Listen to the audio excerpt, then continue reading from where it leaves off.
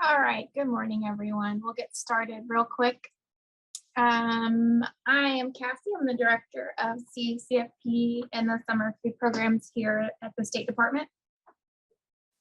And this training is designed for our new institutions, and they're required to take this training so that they know how to properly complete the application. It is required as part of the application process.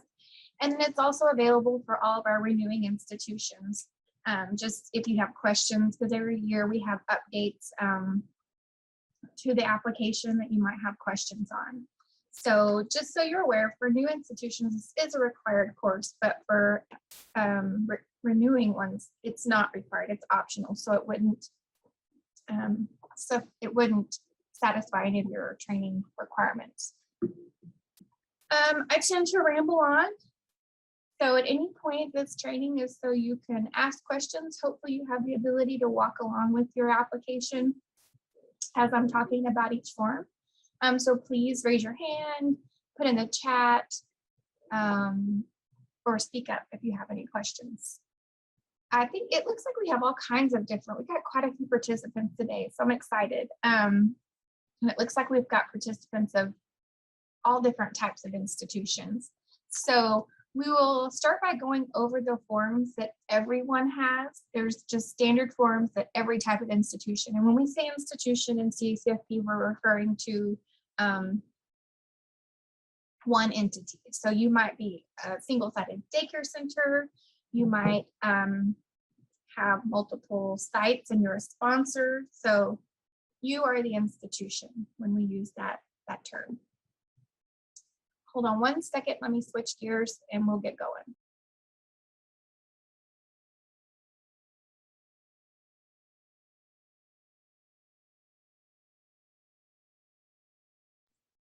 Okay. So hopefully you guys, I guess I can log in and walk along. If not, take good notes. When you all log in, your screen might look a little different than mine does because I am logged in as myself. I'm going to be in a test account. But you might see some buttons or some boxes that you might not see. So don't be confused by that. I have access to type in all these boxes where you may not. Before we get any further though, I want to take a poll real quick, if I can pull it up. We have a few questions. I want to make sure that I answer everyone's questions. So I'm going to do a little poll real quick. If you can respond, you have a few seconds to respond to what type of institution are you? And what is your role or title for the institution? Just so I can make sure I'm directing my questions or my responses anyway to the right people.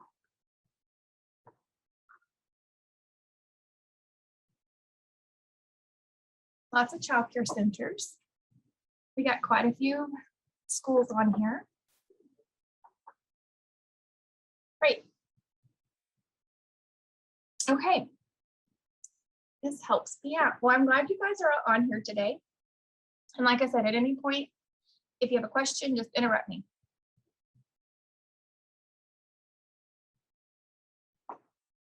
Still waiting to see. So we've got a lot of centers.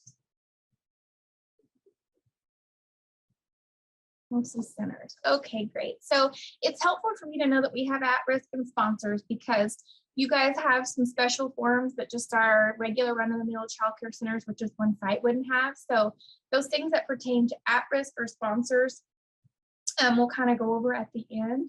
So because they don't apply to everyone. Awesome. So I'm glad to have you here today.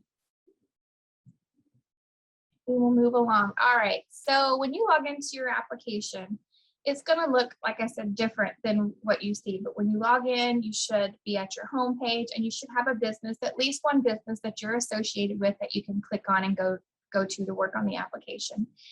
If you are associated with more than one different agreement number, sometimes we can give you access to multiple business IDs. So most of you in here, I think, are new ones. So you'll probably just see one institution listed there. When you log in, the first page you're going to see is your CMP business maintenance page. Aside from your application for participation, this is probably one of the most important forms that you can make sure that's up to date. Because this is how we know how to contact you, okay? So like I said, you might see some things on here that you don't see on your page, you see on my screen. It's just because I have the ability to change it. But any of these things right here in this top section of business information, many of them you can't change yourself. But if you ever come across anything that's not right, you need to give us a heads up and let us change it. And then we have different places for you to put your addresses. It is important that if your mailing address and physical address are different, we need to list those. And then it is important that we know where your address, the address where your records are kept. We'll get to another page here in a little bit where it asks about specific answers about where you keep your records and how we can locate them. And if you're new or if you're an SD institution, you've done the VCA, and there's a lot of those questions that are on a form that's called the VCA in the application now. Those of you that are just renewing institutions and you haven't been SD, you might be on here because of the new changes we made, and we added that new VCA form. So this is where you tell us the address, but then there's, like I say that because there's another page where you need to tell us very specifically where the records are kept. And it's very important, and I'll probably say a lot of things more than once, but we have had very real scenarios where we've conducted a review and records couldn't be located. And we would end up having to terminate folks from the program simply because the right person with the right information and the key to where they are on the file cabinet just wasn't there, and we couldn't retrieve the record. So it is very important. Okay, so for newbies, you wouldn't know that this is any different. For those of you in here that are renewing institutions, we made some changes to this section right here. We used to have one spot where you listed a primary contact person, and we were missing the boat because many times you have lots of people that wear different hats, and some of them all wear the CACFP hat, right? And so we need to make sure we have access to all of the information to reach the right people. So we have a section now that says owner, executive director / superintendent. We are trying to capture all the different titles of that main person of all the types of different institutions we have. So this one right here is where we want to know who's the head honcho, who's the one, you know, in charge, right? And this one you can't change. So if you have a name here that's not correct, you need to contact preferably the person assigned to your account. And I'm going to zoom down here real quick. Right now you see that it says pending, but if you ever need any help with your application, this is who you can find who to contact. If you're new, if you're a brand new one, it's going to have my name. It's going to say Cassandra Riddell. I go by Cassie. Renewing institutions, it's going to be Jennifer Pryor, Karen Davis, or Lisa King. So it's just easier. You can email any of us, but it's easier if you just reach out to the person assigned your account. Primarily, Jennifer Pryor is the one assigned to at-risk institutions. Karen Davis handles mostly our multi-sided sponsors, and then Lisa King primarily deals with our single-sided childcare centers. But we've added this section right here for authorized representatives, and this is something that you can control yourself. So we want you to be able to tell us who are all the people in your institution that has anything to do with this program. Because sometimes if we just have one person listed and we're sending that information to that person, it's not getting into the right hands. So, and then a lot of this down here, you probably don't see on your screen. One thing that is important for you guys to know where it is where your institution fiscal year is listed. And we'll talk about this more than once.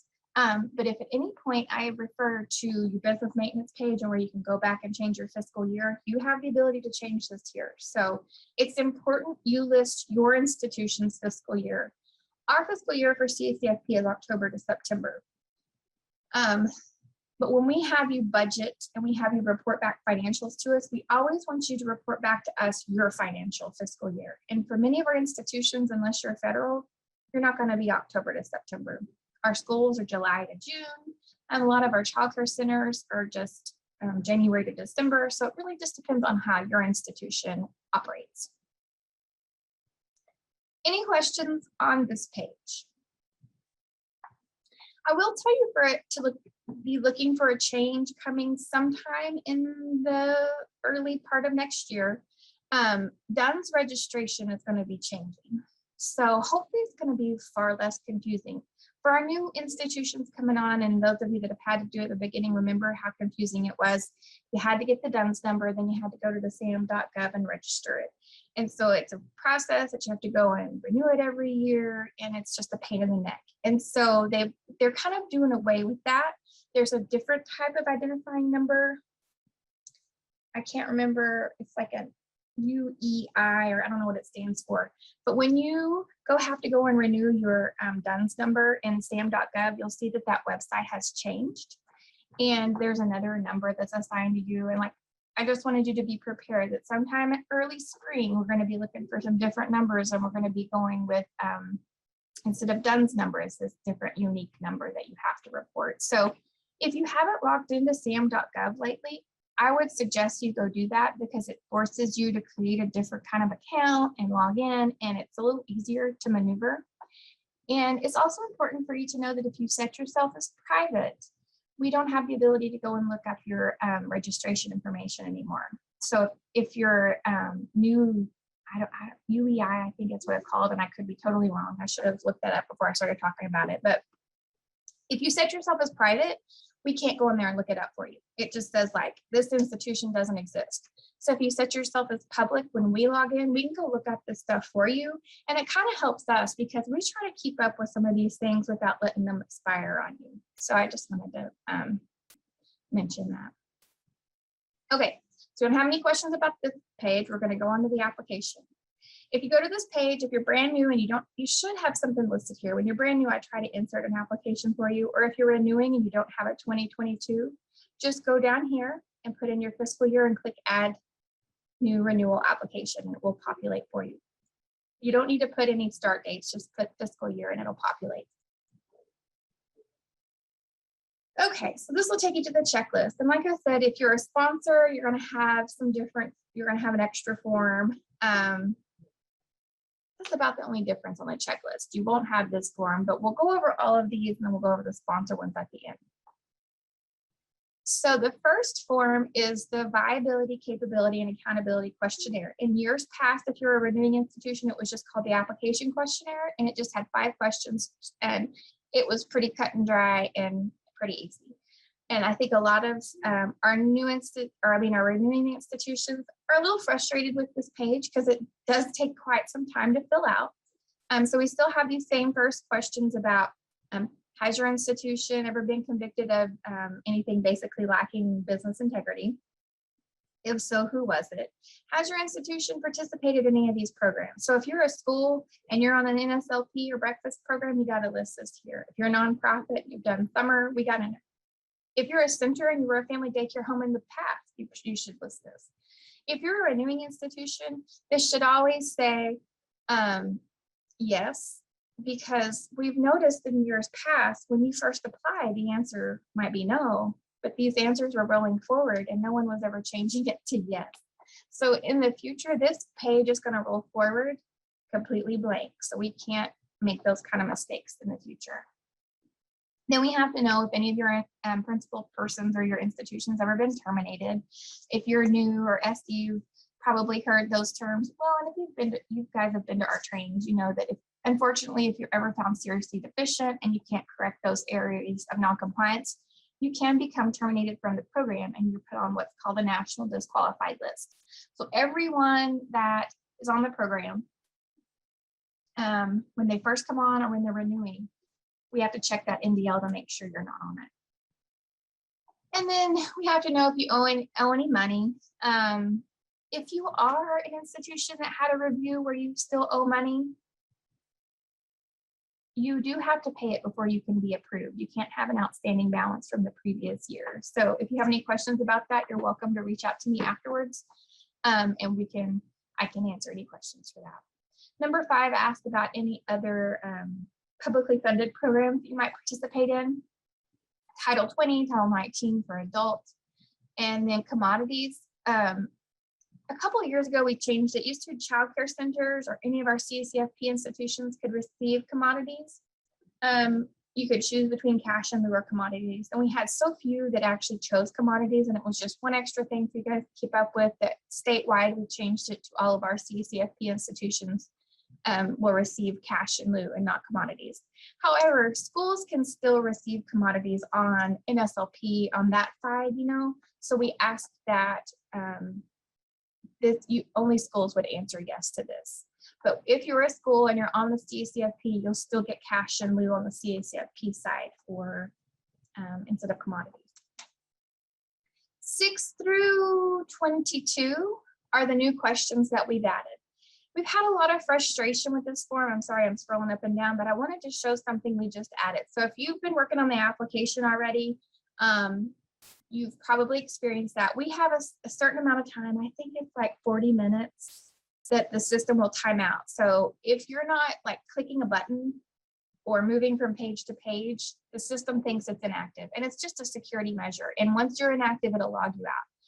And we've had folks that have been working on this page and typing and typing and typing and gone beyond that 40 minutes, which I'm proud that we are taking that much time to do this form. I don't want to discourage that, but I know it's super frustrating when all of a sudden it says, hey, you've been inactive for 40 minutes and now you're logged out and you've lost all your information. So what we've added, it's not ideal, but we've added this save button down here. It's going to save any work that you've done. The difference is what was happening was this form, in order for you to submit the form, if there was a question, one of these boxes was missing a response, it'd say, hey, you got to answer this question first before you can submit. So we added a save button, and you wouldn't think it'd be that hard to put a save button, but it takes some time, and we're trying to add them to all our forms. But this save button will just save whatever you worked on. It's not going to require that you have an answer in every box, so that you can save it and walk away and come back later. I would suggest that every so often as you're working on this form to go down and click save, just so that you don't lose any work.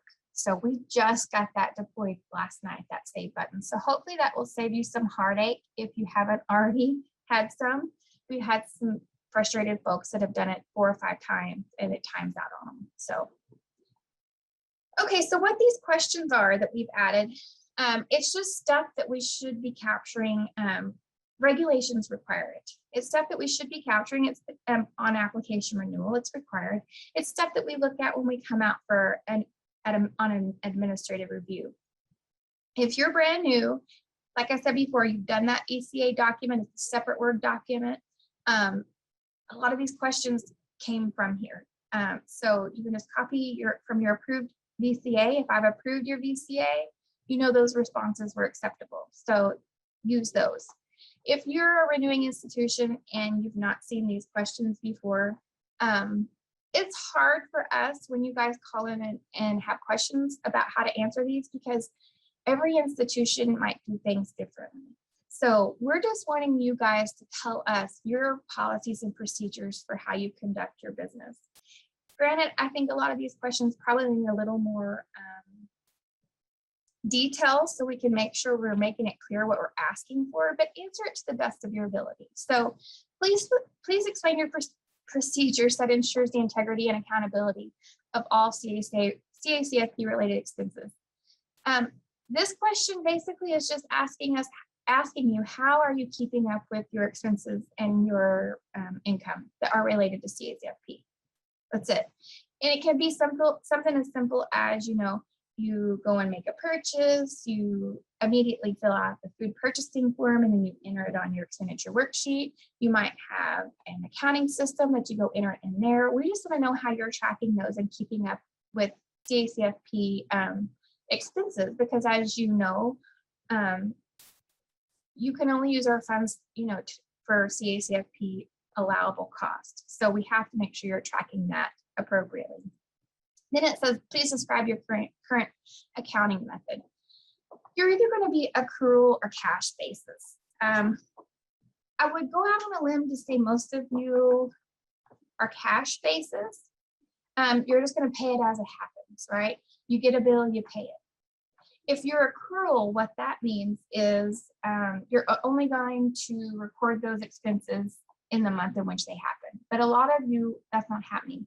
You're going to just pay a bill, you're going to go out and purchase something and pay for it as it happens. When a bill comes in, you're going to pay for it, you're going to record it to that month. However you do it is fine, and you might not know the name for it. Just explain how you do it. But most people are going to be one of these two things, and most are going to be cash basis. You need something, you buy it, you get a bill, you pay it. And then this question is kind of redundant. It's a pretty simple answer, but just tell us your method on how you're clearly going to record when it happened, where it happened, where did you go for it, and what was the cost for. This asks if you have any type of accounting software, even if you use like Excel, put that there because that will be helpful for your consultant when she comes out to do administrative review, so she knows what she's looking for when we're looking at your finances. Please list the person who's responsible for developing the budget, who's also responsible for reviewing and comparing actual expenses to the budgeted amount. This would also include the person who would be responsible for doing any budget revision. I think we've had the misconception for many years that once your budget's approved, it's like set in stone, you don't come back and touch it and in the story until this time next year. I hate to say that, but that's just a very bad misunderstanding. You've got to make sure that your budget's always up to date. And your budget in the beginning of the year is just a projection, especially the new ones that are in here. You know, you have an idea of what it costs to feed your children that you're caring for. You're just projecting, you're just making a best guesstimate on what other costs might be incurred and what you can use our money for. So things are going to change throughout the year, or you might have an emergency that you need to go out and, purchase a new refrigerator. You can use our funds on things like that, but you don't really budget for it in the beginning because you don't plan on it to go out. But when it happens, you need to go and put it in your budget, right? So we want to know who's that person that is responsible for that. And generally it's just one person, but it can be, you can make as many people responsible for that as your institution wants. List all site personnel who have CACFP responsibilities. Some of you, it might get tricky because if you have multiple sites, just reach out to Karen and we can work with you on this. These boxes hold 750 characters.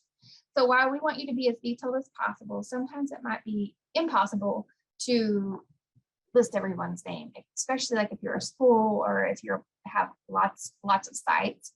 But what we're after here, we really want to know who are the people who are responsible for recording paperwork, recording meal counts, who's responsible for preparing meals, the big things. Who's responsible for hiring personnel? That's generally going to be like your director or your owner. When do new personnel receive training on CACFP duties? So I have seen this response a lot of times on the paper documents that I get from UCA, and it's like within 90 days of hire or something like that, because that's just your general business rule. But when it comes to CACFP, that's not an acceptable answer. A person should not have any CACFP duties until they've had training on CACFP. So just make sure your response there reflects that. Who's responsible for training these new personnel on CACFP responsibilities? And not just new personnel, all personnel, because as you know, everyone that's involved has to have training every year. How describe your institution's procedure for ensuring that all meals served comply with CACFP meal patterns. Everyone in here, this applies to. You have to make sure your meal patterns meet. Who's creating the menu? Who's making sure when the meals are served that every plate is a creditable meal? They all have to contain, the right components and whatnot. So who's doing that? Generally, it's going to be your cook or your director, but many times it could be your teachers too, because say you're a center that serves family style, your teachers you have to make sure your teachers know what's a creditable meal is, so they're making sure that children are offered and encouraged to take the right amounts, things like that. Please describe your institution's procedures for collecting family size and income applications and enrollment. This is not going to apply if we have any Head Starts in here. It won't apply for family size and income applications. You have to do enrollment. If you're at risk, neither one of these will apply to you, but pretty much for everyone else, You got to collect some family size income applications for some reason or another, and enrollment, which are one form now. So explain that. The only ones that would be NA for this would be our at-risk. What are your procedures for maintaining daily records to make sure that attendance and meal counts are collected? Who does that? When do you do it? How do you make sure your claims are processed on time? So historically, if you're a renewing institution, you might remember way back when, before we even went online, way back in the day when everything was still on paper, that claims had to be in the office by the 10th, right? And then they were only processed once a month. That changed when everything went electronic. And so we have the luxury of being able to pay out every week, except for the last full week of the month, because that's when we do federal reports. Otherwise, we pay every week of the month. Our deadline for claims is still technically in the agreement as the 10th day of the month. We encourage you to get them turned in as quickly as possible, because then that helps us with our federal reports and those being accurate. But you have until the 60th day after the last day of the month to submit a claim, which we highly discourage waiting that long, because if you ever go past 60 days, you have to get a one-time exception to see if you can even claim those. So we want to know, that you have a process in place to make sure that you're getting them done timely and that they're correct. These two questions are what I kind of talked about on the business maintenance page. Tell us in detail where your records are kept. If they're in the file cabinet in the front office, behind the counter, put that. Like, I know that seems tedious, but it's important that if the person who normally does the record keeping isn't there, we still have the ability to go retrieve those if, you're not there.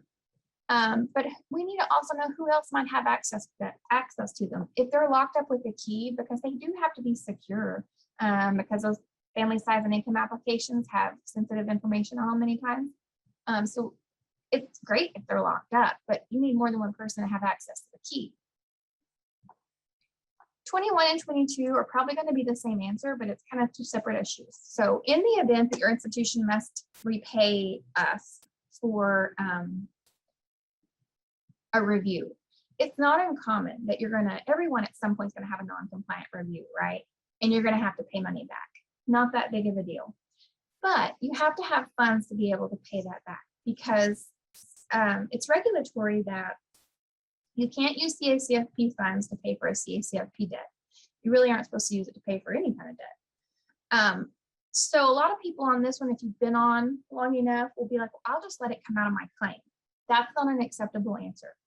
Although we do deduct those amounts from your claim if you want us to, that's with the understanding that you have some supplemental funding coming from somewhere else to cover that loss in reimbursement.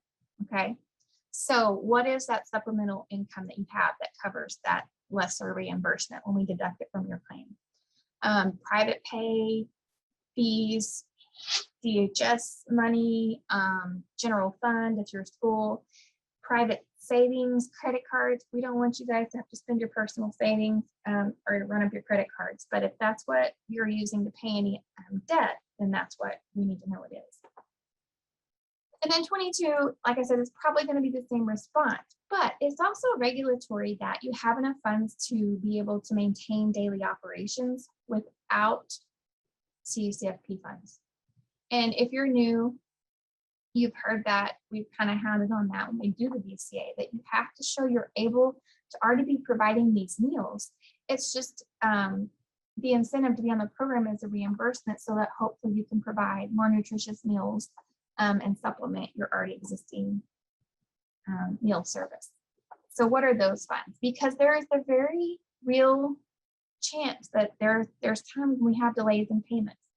COVID really has thrown us for a loop, and we've had a few of those times in the last 18 to 20 months that this has been going on, where there's just been things out of our control that we weren't able to pay those every week except for the last week of the month. Our system fails us sometimes, but I remember one time many years ago, because I was on your side of the fence many years ago, that the government shut down and it went 2 or 3 months and we didn't get a payment. And so And I was with the sponsor of many sites at that time, and we still had to pay our participants even though we weren't getting the funding, because that is just regulatory. So you have to be able to operate, do this program without our funds. And then this last one is just a little attestation statement, just making sure you understand that in order for your application to be, in order for you to be eligible for October, you have to submit your application, your full and complete application by the 31st. We've had some confusion in the past about when applications are due.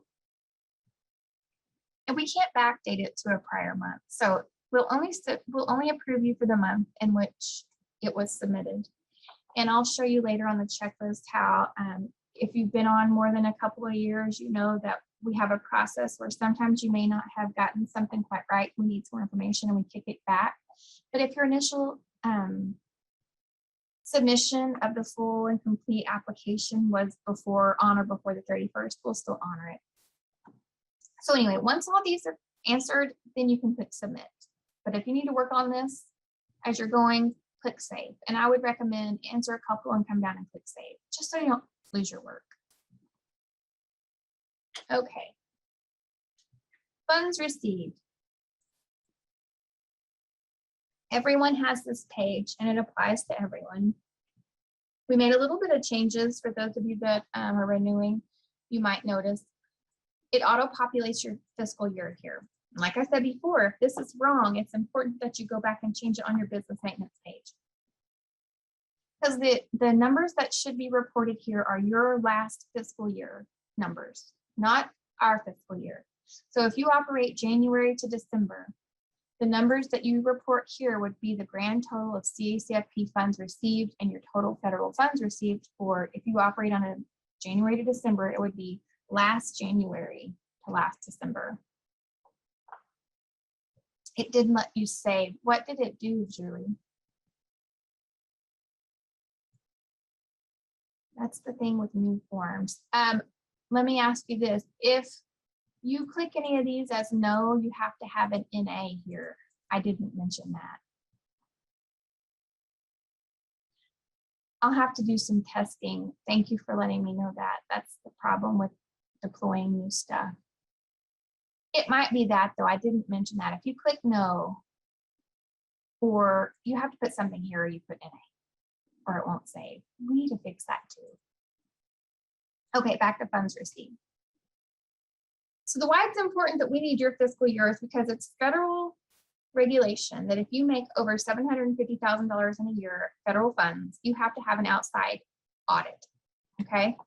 Regardless of the type of institution that you are. And within 9 months of the end of your fiscal year, sorry, I was reading the comments. That's a good idea, Brenda. Type all it in a Word document and copy and paste it.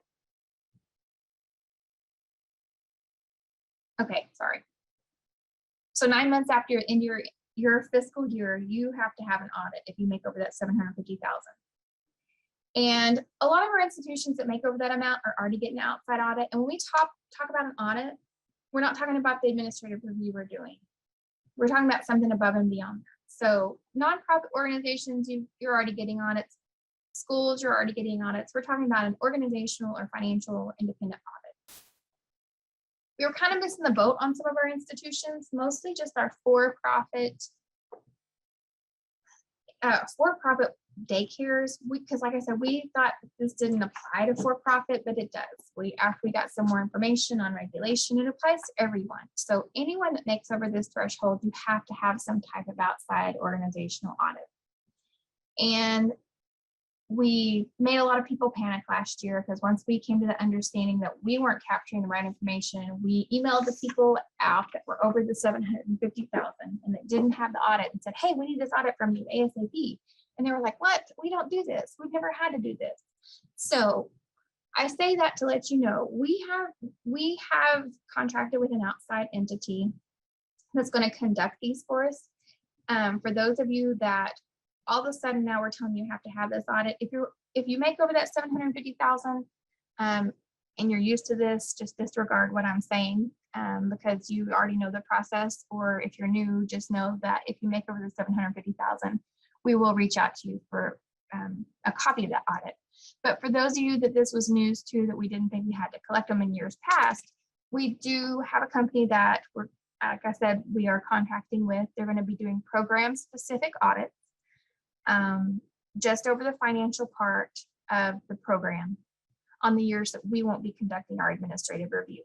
So just know that if you make over that $750,000 and you haven't normally had an audit in the past, we'll reach out to you. Don't panic. And the problem here on this form is, and the reason I'm really going in over this a lot is because I see some renewing institution that this probably in here right now in this training that this probably applies to. So you've gone over your 750,000, and it's per. Well, let me back up a second. We have situations where we have one person who owns multiple centers, or we might have one person who has a sponsor of multiple sites. It's really has to be reporting the federal funds and the total CACFP funds for that business. So one business might own several centers, and you might have several applications and agreements, but you need to report the grand total of all of them, really, because as a business, you need to report all your federal funds and all your CACFP funds. Does that make sense? So it really depends on how you operate on what goes here. What is a CCDF grant?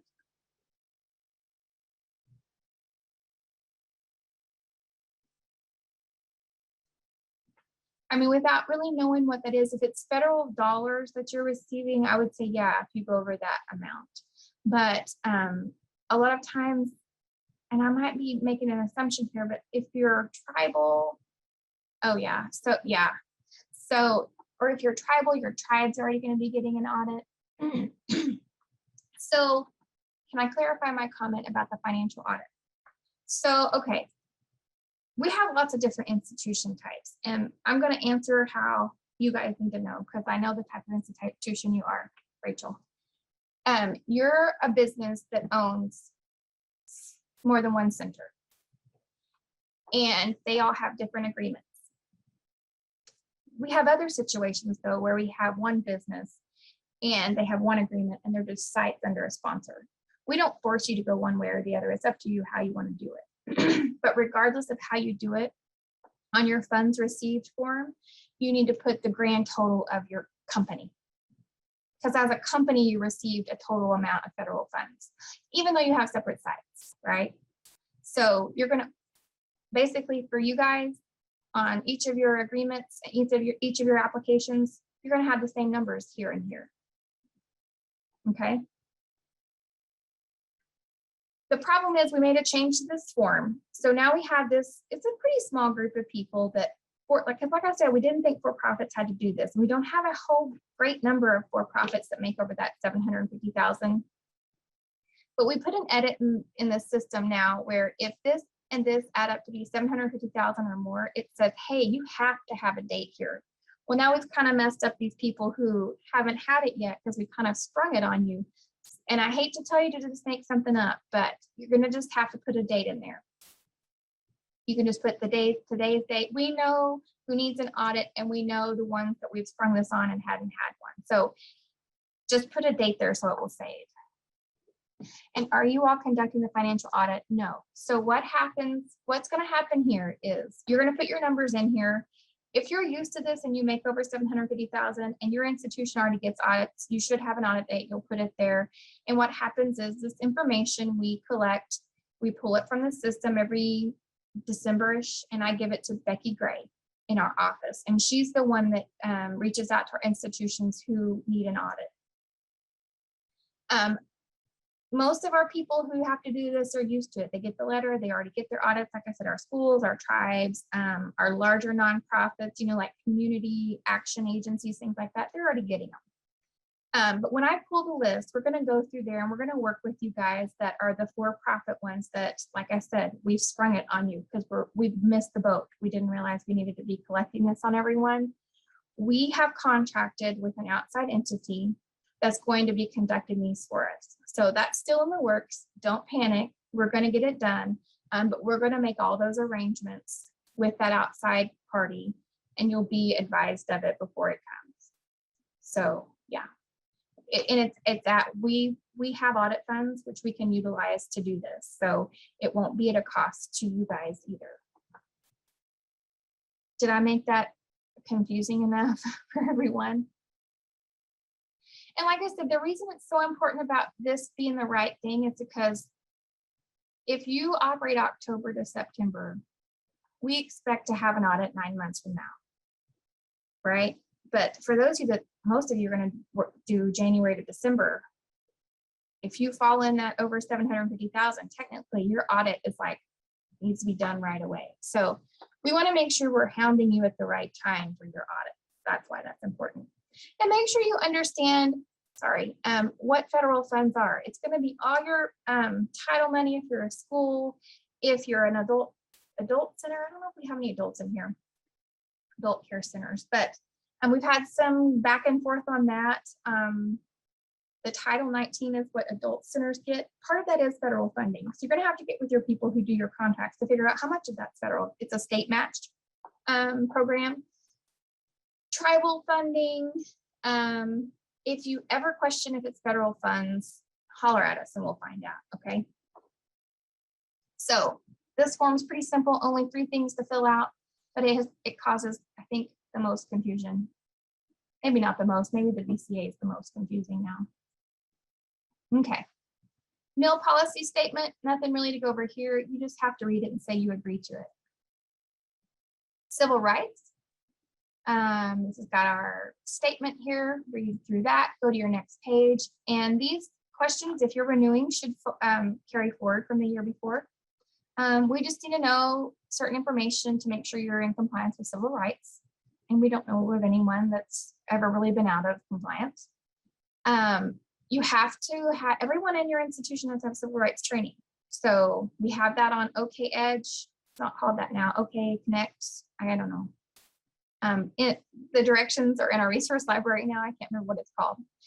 If you want to make all your people go and do it individually, that's fine. Or if you want to do it at a staff meeting, log on and just do it as a group. Take a roster and make sure everyone does a sign-in sheet. We don't care how you do it as long as everyone has it. And you need to maintain that. You don't have to send them in anymore. Just maintain that with your records, and we check that when we come out on administrative review. If you are a school, we will honor the school one. We won't make you do it twice because it's the same exact training. It just has, instead of CACFP, it says NSLP. So we'll honor that one too.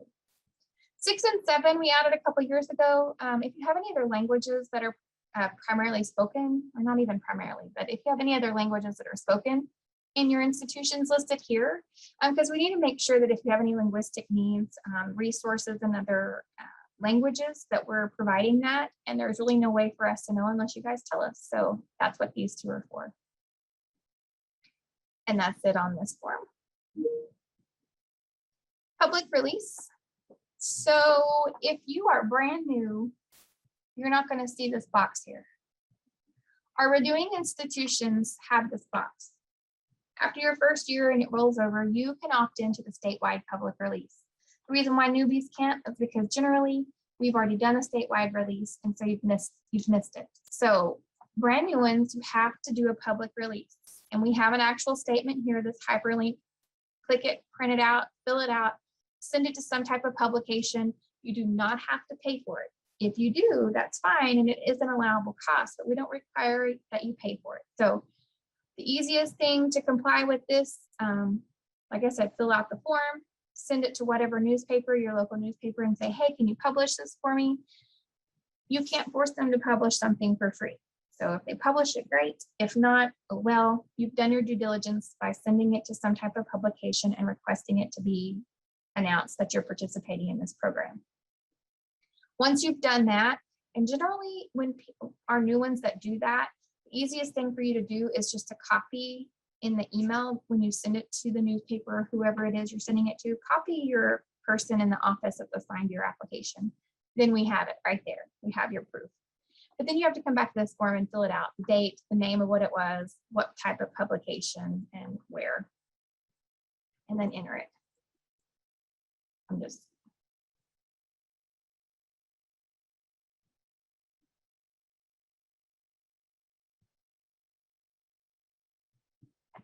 Okay.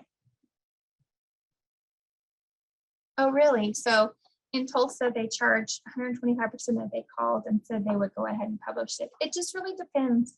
You send it, all we need to see is that you sent it.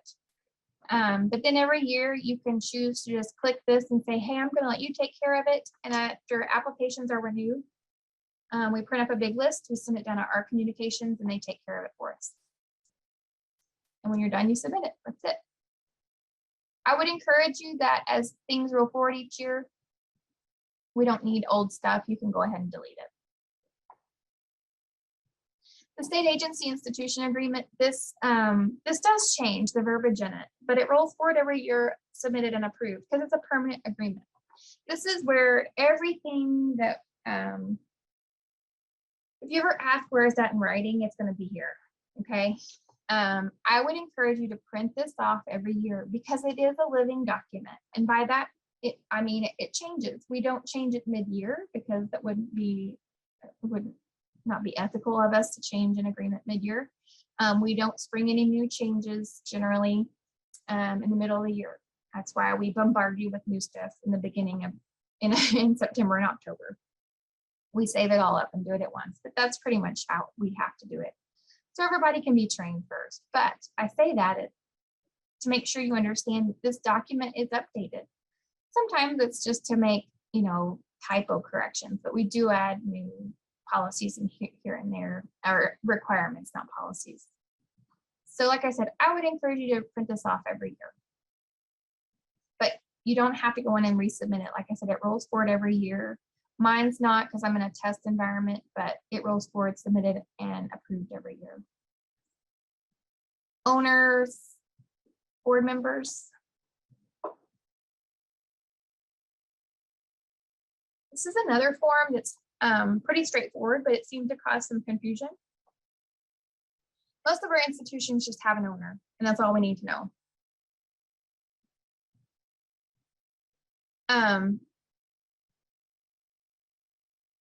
Sorry, I lost my train of thought. So if you have an owner, that's all we need to know. But if you're a private nonprofit, and we need to take this off.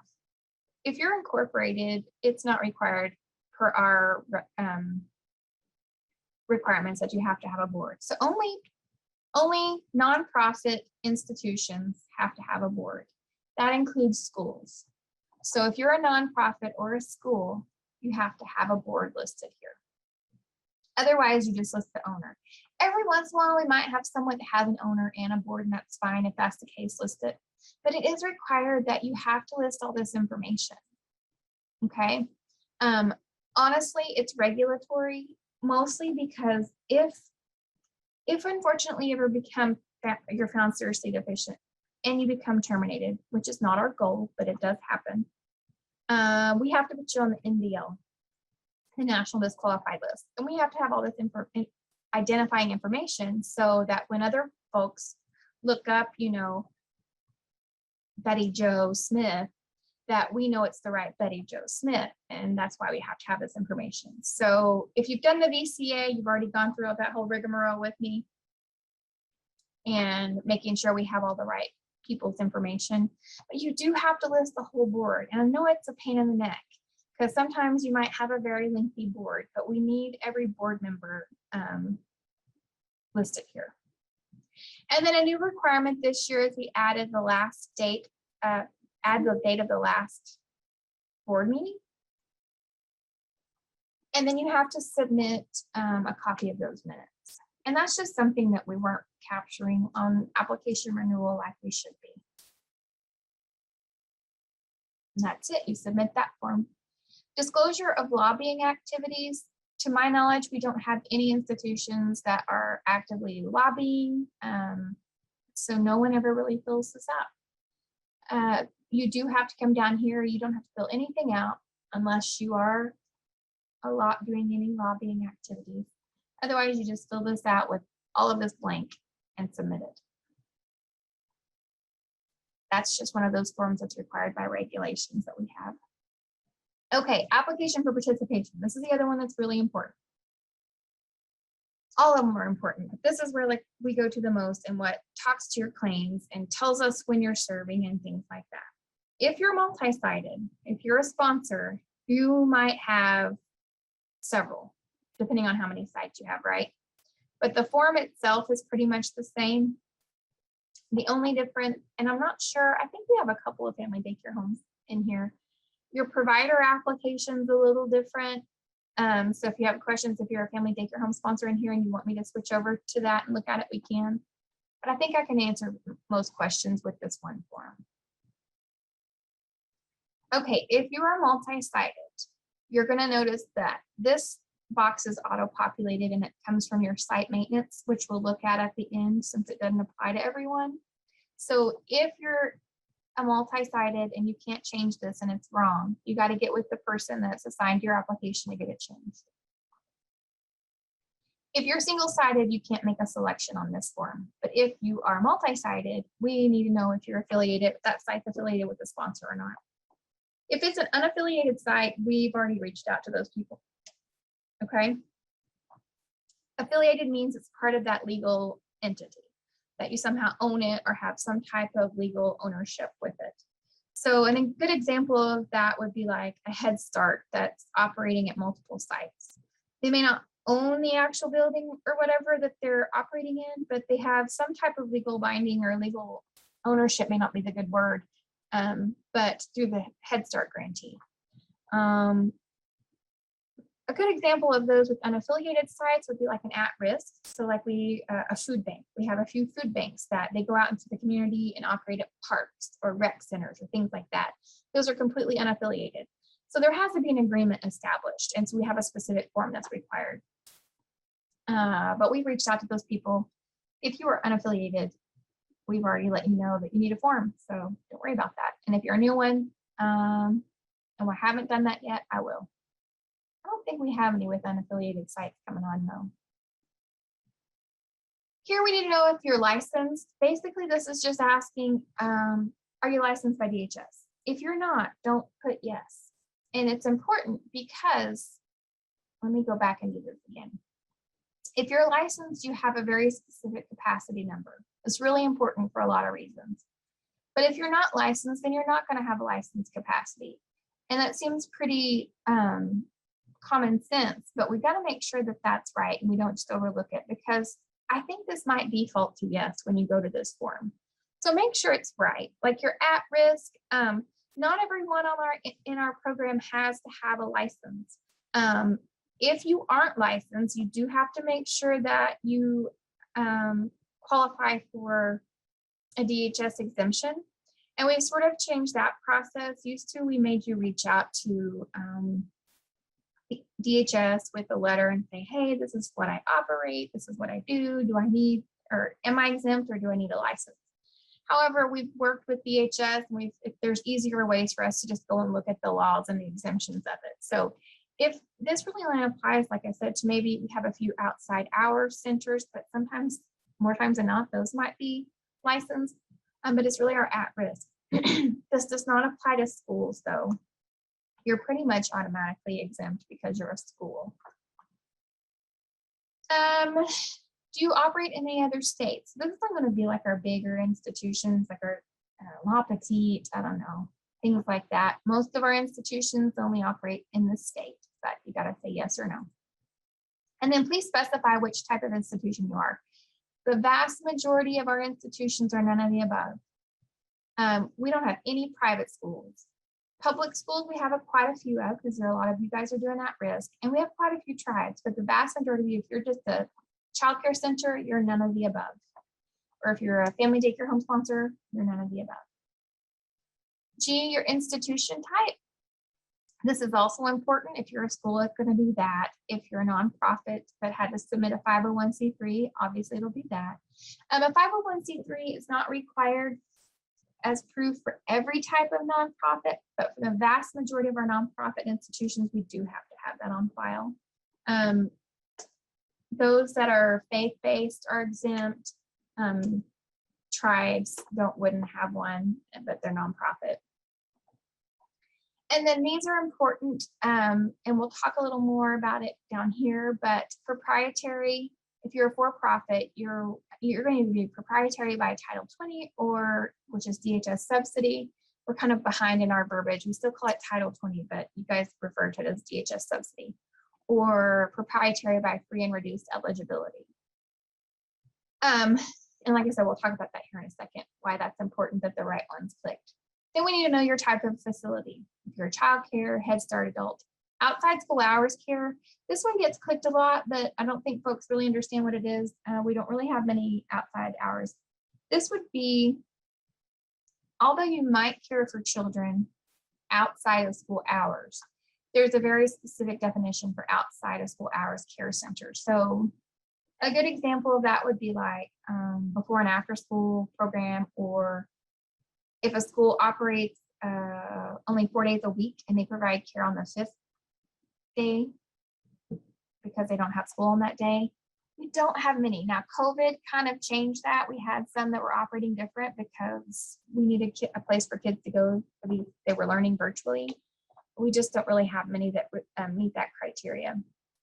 I should have mentioned earlier, though, the main reason most institutions who aren't licensed in the state of Oklahoma and qualify for an exemption is because they don't care for children for more than 15 hours a week.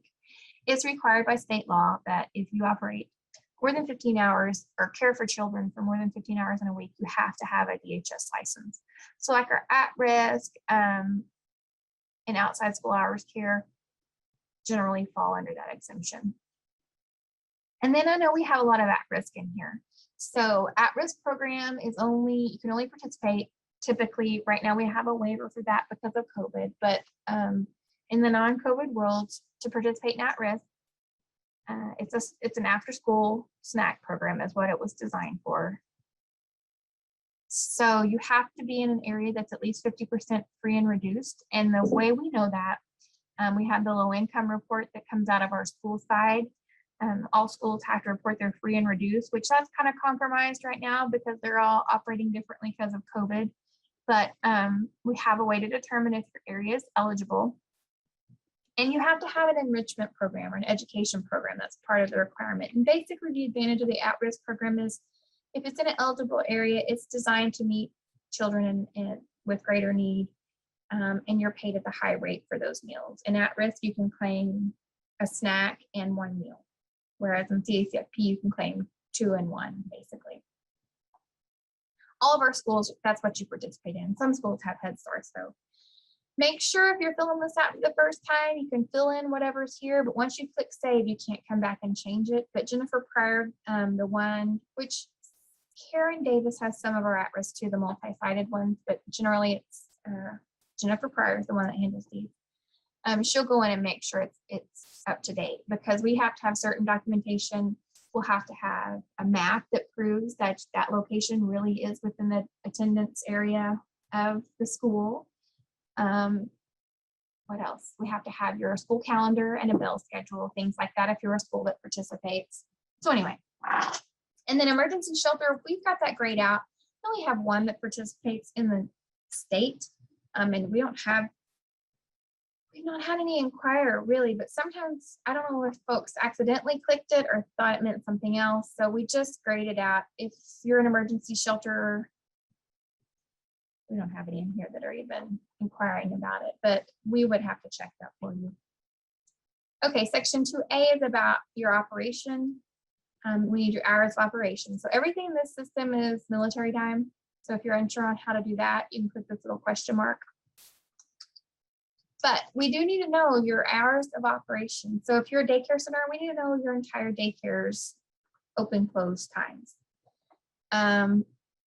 Same, for any of you, your opening hours, what are your hours of operation? This form or these dates right here generally should just always be 10/1 to 9/30 of the next year. Unless you're a new one, you can put the day's date that you fill it out. When we come out and do your approval visit, we'll get an effective date from your consultants and we'll come back and update it to what your official start date was for your first year. But then when you're renewing, make sure it's 10/1 to 9/30. Sometimes I see this entered incorrectly for schools a lot of times because your fiscal year is July to June. And so sometimes you'll put like August to May. But that's not accurate because that application, and I know it's confusing for you guys because your application period for schools is July to June, but this one's October to September. So the CACFP application will carry you through to September. So I just say that to make sure if you're renewing, make sure you put 10/1 to 9/30. And then your number of days a week and operating weeks per year.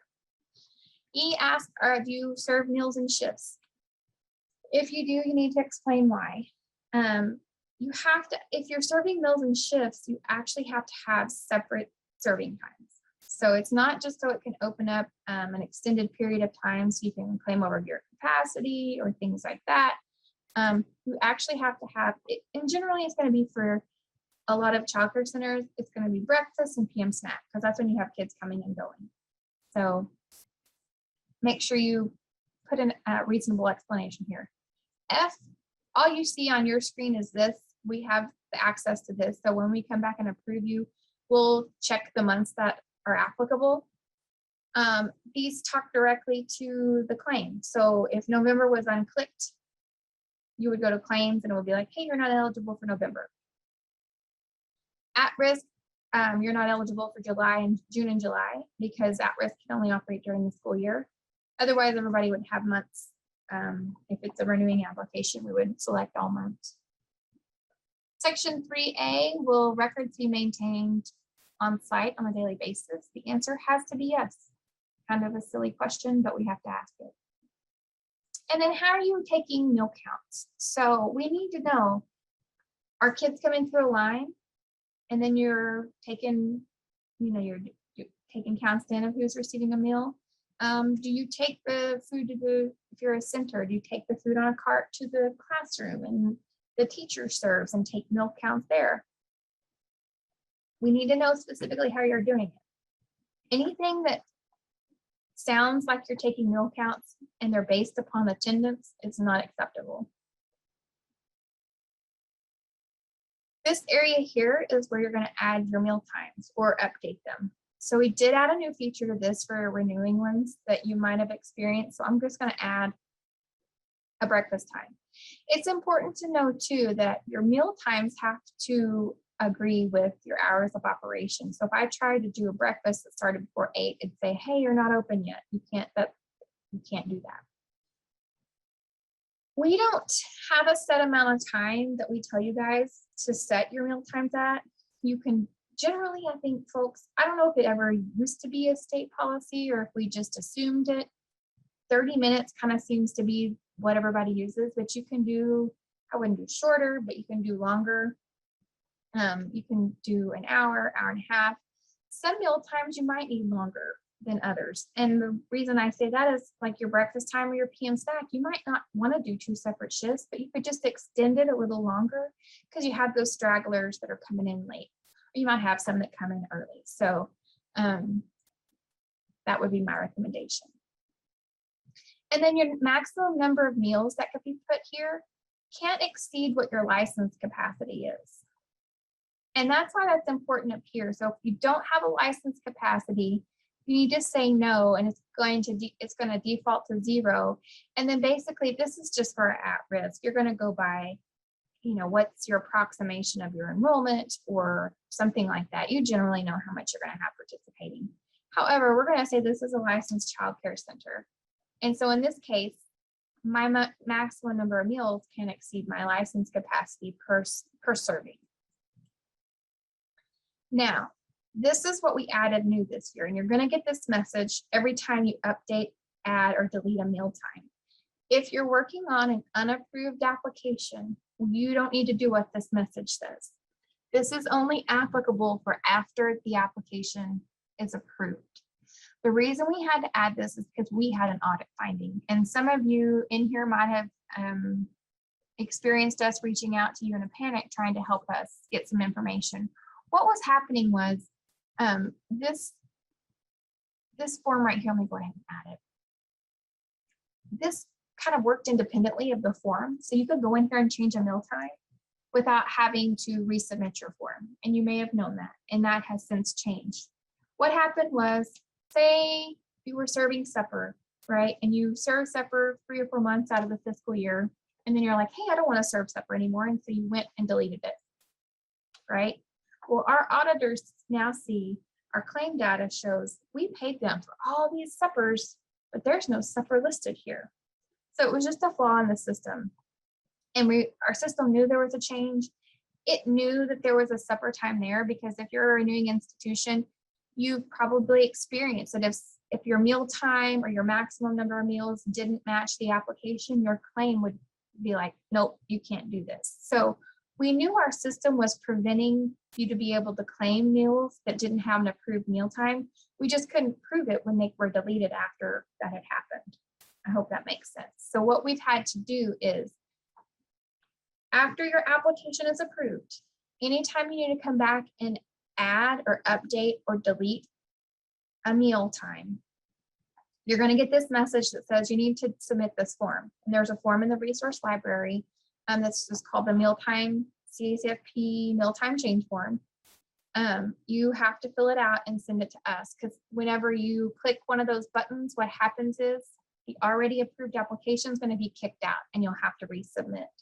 So it's just so we can put the brakes on, get the documentation, and then we'll approve it so we don't miss that for the audit. Hope that makes sense. You can have 2 servings of every meal type though, like I said, but you just have to have an explanation of why. Section B used to be for directions, and nobody paid attention to the directions because nobody uses written directions anymore. We get on our GPS or whatever and use that. So we just changed it to a comment section, which has proved to be pretty beneficial the last couple of years because we've had lots of things out of the ordinary. So if you're operating in any way that's not captured on this form, put it here. We do have some flexibility still with the COVID waivers. So if you're going to be utilizing any of those, or you need to do something different because of COVID, put it there.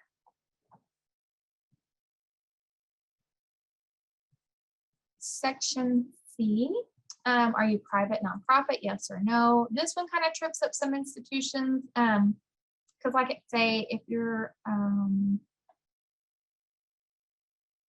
a tribe or a church, like I said before, faith-based nonprofit, if you put yes here when, and I'll show you the documents later, it will say when you try to submit like, hey, where's your 501c3, but we don't require it.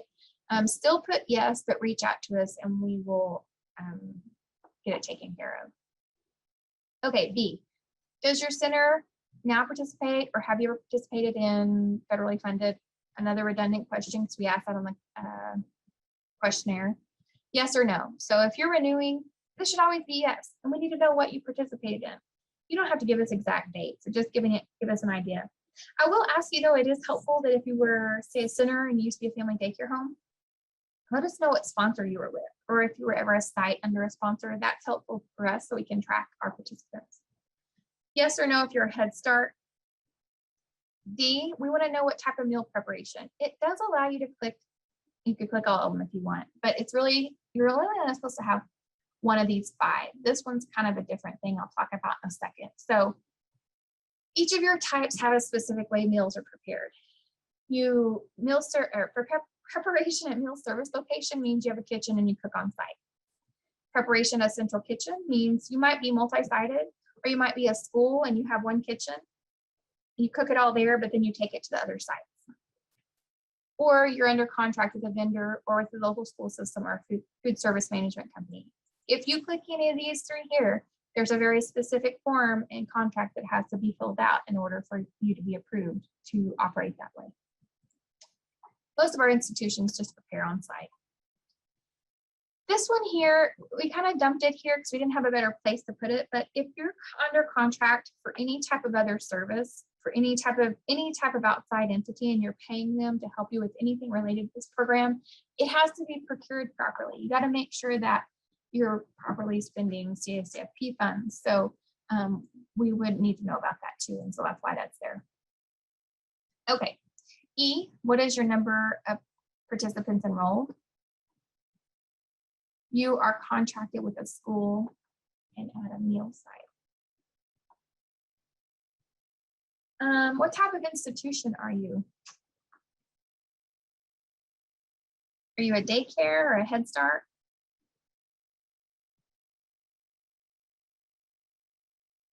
Okay, so you would need to have a contract. It's an agreement to furnish food with a school system. It's in the resource library. If you can't find it, I should put this in. Here's my email address. Anyone that has specific questions or I've told you to reach out to me afterwards, email me. You're welcome to, Christine, email me and I can send you the right agreement that you'll need to get if you don't already have one in place with the schools. Because the schools are very specific one because they have to charge you a very specific rate to provide those meals. But I would reach out with your school because right now schools can provide, they're all doing the seamless summer option is what it's called on the school side. And those meals are free. So depending on how the school operates, they might be able to provide you free meals. You just wouldn't claim for that site. So send me an email and we can talk about it. Total number of enrolled participants goes here. And then F, earlier when I said it's important on which one of these is selected, it controls this thing here. So for-profit sites have to have at least 25% of their children free and reduced to be able to participate. This requirement does not apply to schools, Head Starts, at-risk. It's just our regular for-profit institutions.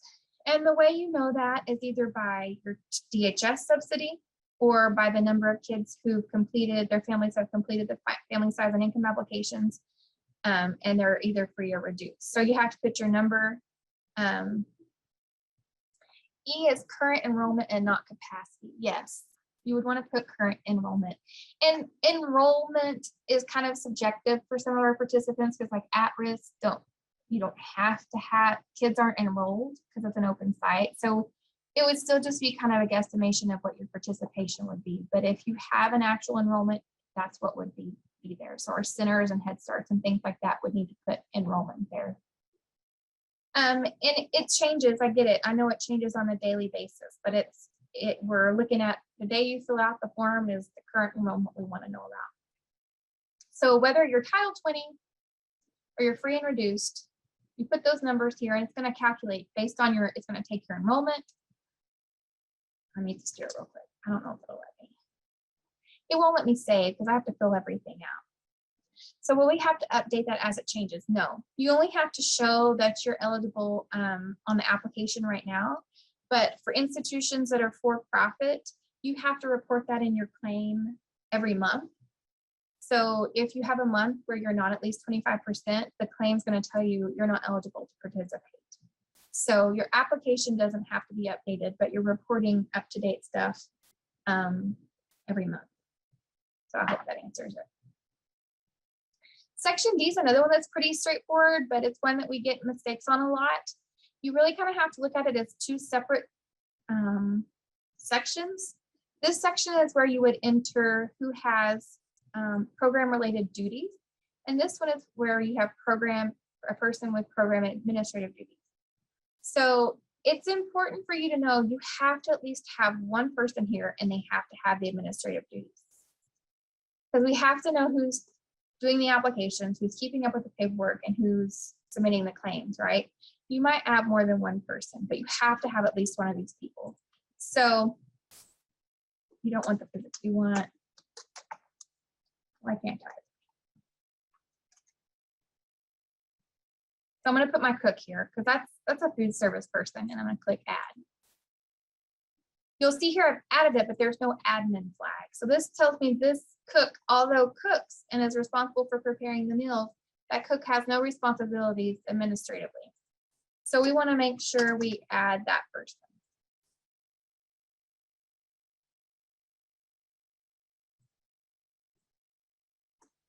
This would be acceptable. But if we got this application and none of them had the flag, we'd have to kick it back out and tell you who's the administrative responsible person.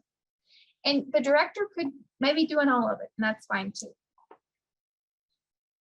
Section E is where you're recording your ethnic and racial makeup.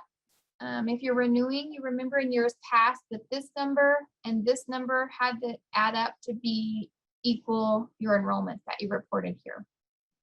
Well, we've changed that. In this top section here, you're reporting actual enrollment data based on the day that you fill it out and the information you have available. USDA recently, well, it's been sometime this year, and they've said they would have more guidance, and that hadn't come yet. But they've taken away the ability for us to do visual observation to collect data on the race of a child.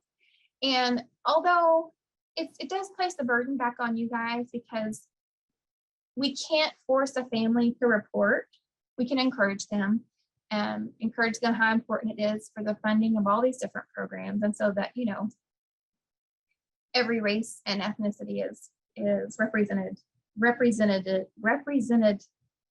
appropriately, and we can't make them. So if you're just if you're a center that uses, or an institution that uses our income application, that race and ethnicity is already on there where they can record it. Encourage them to do it, but you can't force it.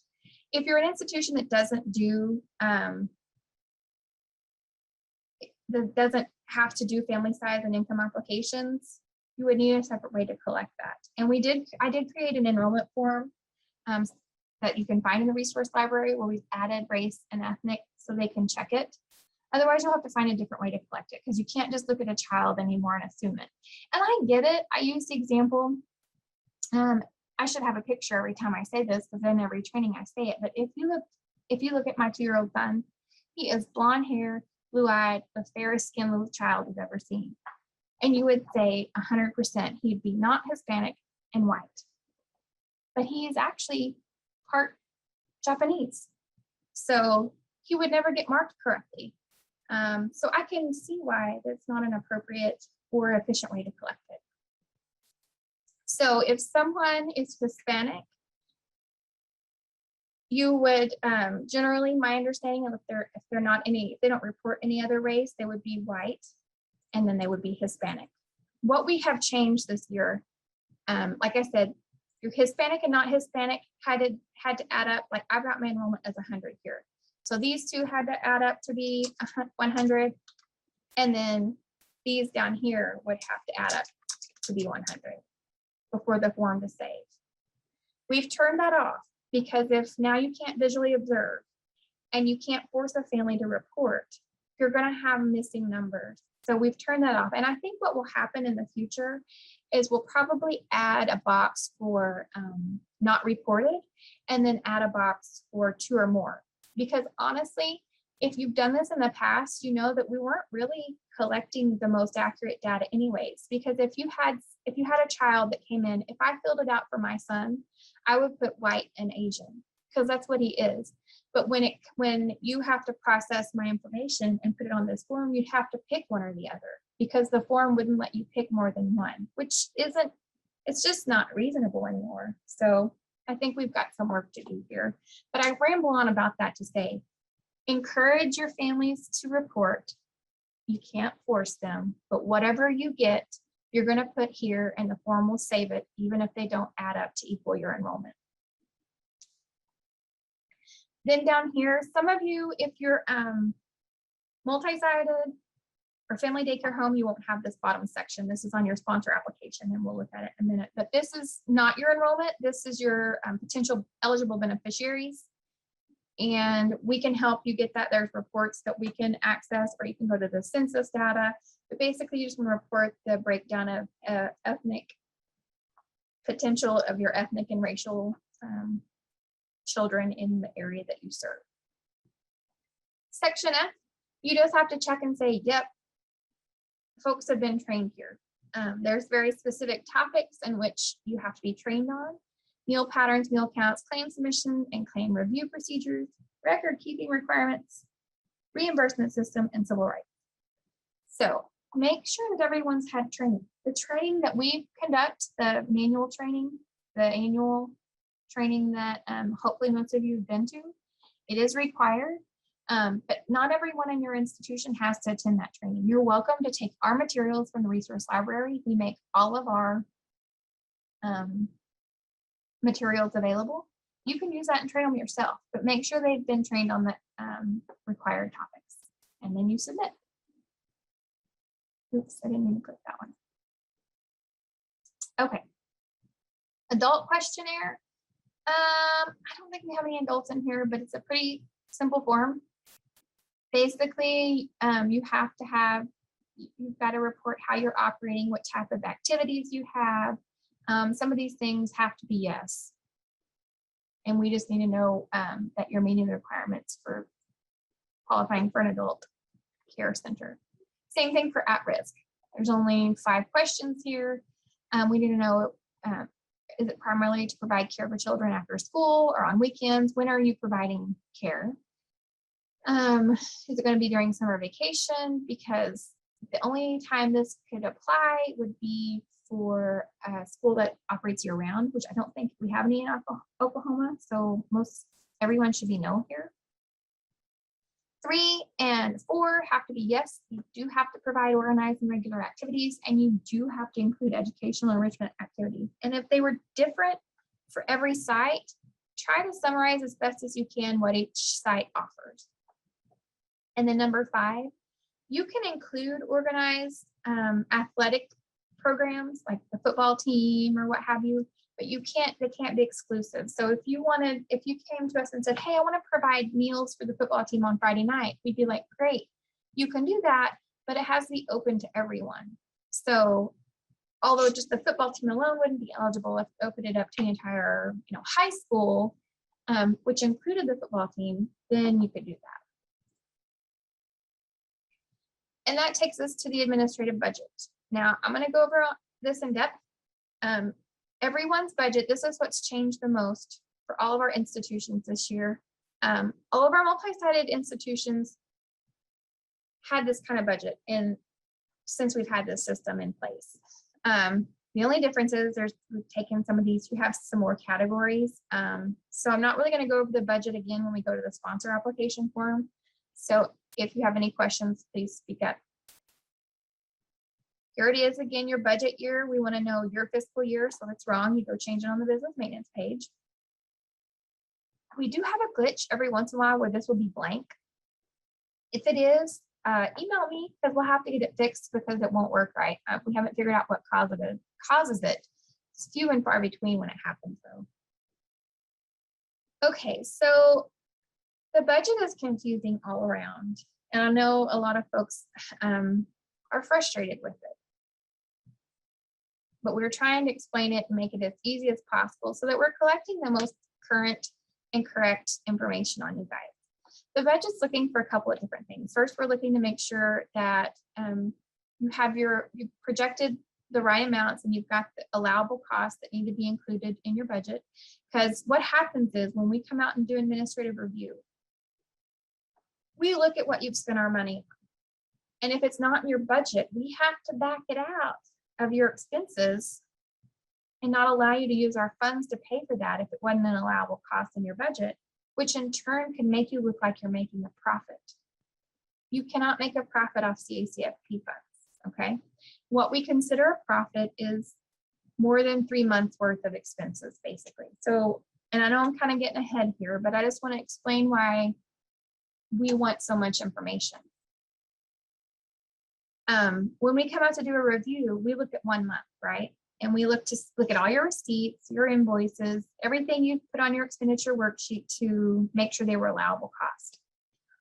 Although it might be an allowable cost, if it's not in your approved budget, you can't count it. So that's why it's important on the front end.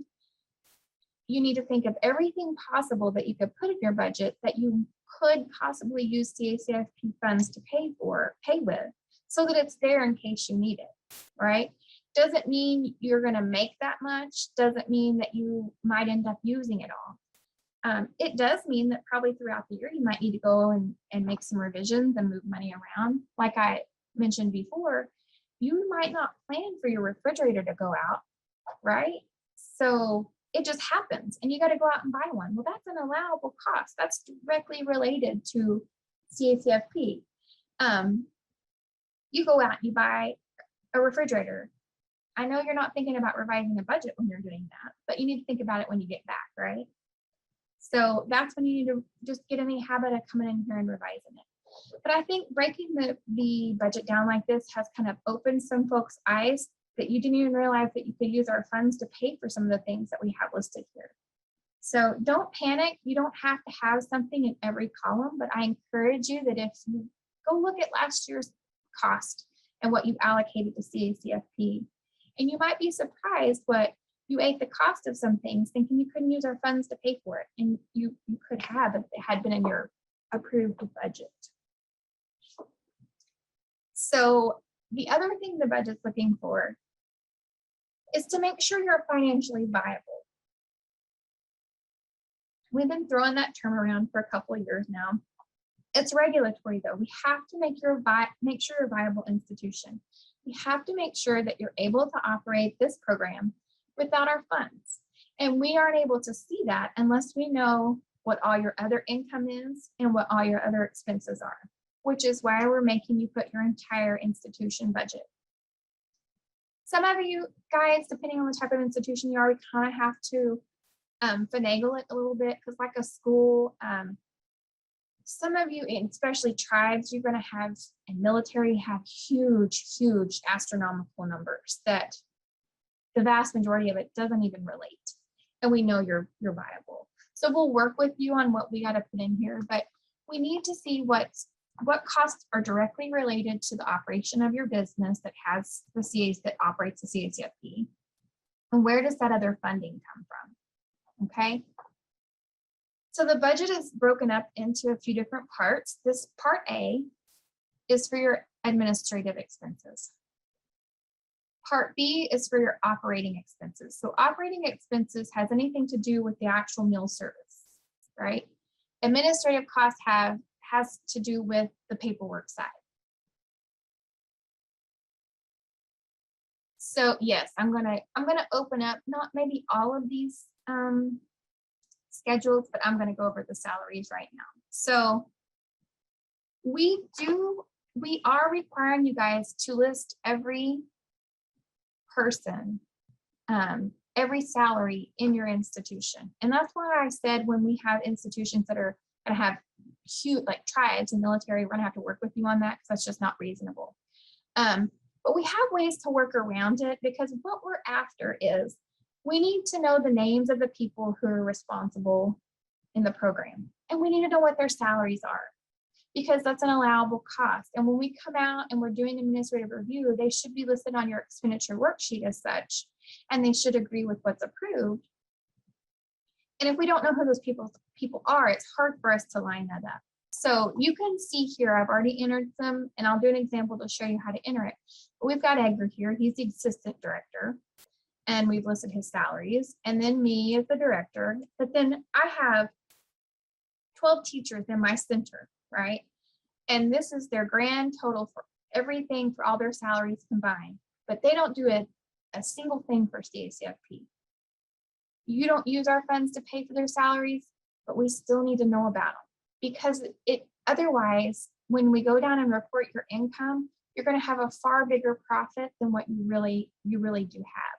So it's to help paint a better picture of what your true profit loss is, which is very important in this program. Like I said, it's a catch-22. You can't make a profit off of CACFP funds, but you also have to be viable and see that you're making a profit as an institution. Without all this information, we can't determine that. So to add another item, you click add. We're gonna say Karen, she's the cook. Well, let's say Karen, well, we'll make her a cook. Because sometimes the cooks might have administrative responsibilities. But then it's where it kind of gets tricky, because the cook is going to also she's going to also be cooking, and you need to go list her down in part B. So you're going to have to kind of finagle it. And like in this situation, and I can do it here, Karen might be creating menus and doing meal counts. So it would be reasonable to think she's spending 50% of her time on administrative duties. And so what's different about this form, if you're a renewing institution, on the old one, we did it on percentages.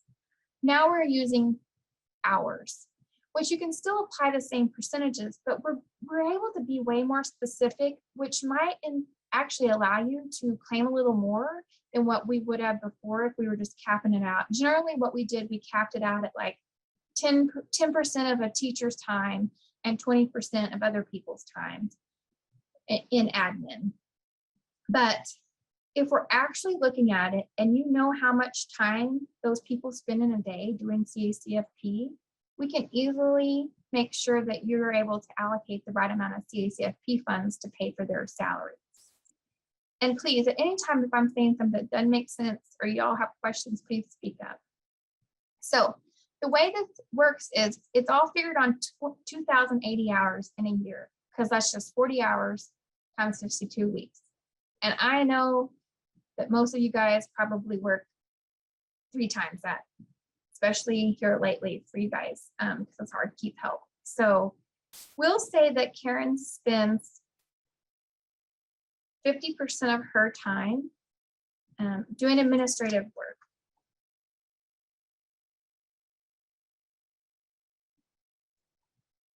And I'm just making stuff up. I'm just letting it auto-populate. Okay, so we're 50% of 2,080 hours is 1,040. Karen, the cook, spends half her time doing administrative duties. We put that in there. That's all you have to fill out. You have to put in how many hours they do those duties. You put in their salaries and click OK. That's it. And it does the rest for you. So now you have Karen, the cook, and it calculates everything.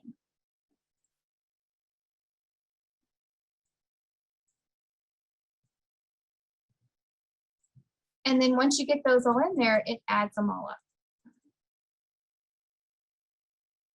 Now, what I have here is, like I mentioned before, these are all our other people. We still need to know that they exist. It still costs you money to have these 12 teachers. You're just not using CACFP funds to pay for it. So those teachers are 2,080 hours in a year. And this is all their salaries and all their taxes added up together. And because none of it, I just realized. Yeah, so you want to put it over here in the non-CACFP. I didn't specify that earlier. I need to go back and specify it. They spend all their time doing nothing about CACFP. And when you calculate it, it comes to 0. There's 0% that's an allowable cost. But it's still going to add it up and put them here because it's a cost to you. But you see how this is far less? Because that's the allowable amount that's going towards the ones that had time in the CACFP column. So here I am as the director. If you apply the same percentages like we did in the past, 20%, so if you take 2,080 times 20%, that's 416 hours. That's how I came up with that number, because generally we cap it out at 20%. But if you have actual timesheets and time logs to prove that it's more than that, then by all means, you need to report what's correct. Because as the director, I might spend more time than that in a year doing CACFP. I don't know. But if you have a time log to prove it, go for it. But I'm going to say I spend 20% of my time, which is 416 hours, and the rest of that will be 600 or 1664, which those two total 2,080. After I put my salary amounts, it determines, see here, it's got that 20%. It applies the 20% to my grand total of my salary. And here's the allowable amount for me. So how do we get the number for the total annual taxes for the employee? You would need to get with your finance person, because it's predetermined the amount of taxes that's required to be paid. And these are employee paid taxes. So that's where we're seeing a lot of like Venmo, Cash App. It's hard for us to track the taxes are being paid, which is federal law, when you're paying that way. Now, there are some people that have a very specific spreadsheet, and they can prove that and show us where the taxes are paid. But generally we don't accept you guys paying salaries or anything that through, because that's considered cash. So you would need to get with your finance person to know what those annual taxes are. So if the 12 teachers serve family style to their classroom, how would you figure out? So if you would have to split it up, and that's where it might get kind of confusing and a little hairy, but on these 12 teachers, you would want to back it out. And so say they spend, generally speaking, on a teacher that serves family style, we give them about 2 hours a day. That's pretty fair. So that's 10 hours a week times 52 weeks. It's 520 hours a week. That would be reasonable. And like I said, if you don't know actual percentages, it would be good, or if you don't know actual hours, it'd be good to still kind of cap it out at the 20%. But if you're keeping very specific time logs, like I said, you can always refer back to those. So to answer your question about the 12 teachers that serve family style, we generally say 2 hours. 2 hours a day is more than enough to accommodate those meal times. So 2 hours a day, like I said, that's 10 hours a week, 520 hours in a year. And we would back that out of the 2080. So 1560. So they spend their other time being a teacher, and we'll only put that here. Because then we'll go down in part B where we report where they help with the meal service. And I'll do that in a second. Do you have to put administrative as CACFP costs? No, you have to report, you have to report administrative costs. I'm not sure I understand your question though. The reason you have to is because there's somebody who has administrative duties doing something. But let me back that out. Let me back up. I may have misspoke. I think I understand your question now. If none of your salaries are paid for with CACFP funds, then it would be 0. But you still need to report, like, so say the director's salary, I may have duties for CACFP, but my salary is paid 100% by my, say I work for a tribe or Head Start or whatever. My salary is paid for 100% some other funds, then put it like this. So that you can still report the salary, but none of it's being paid with CACFP funds. That would be how you would accommodate that.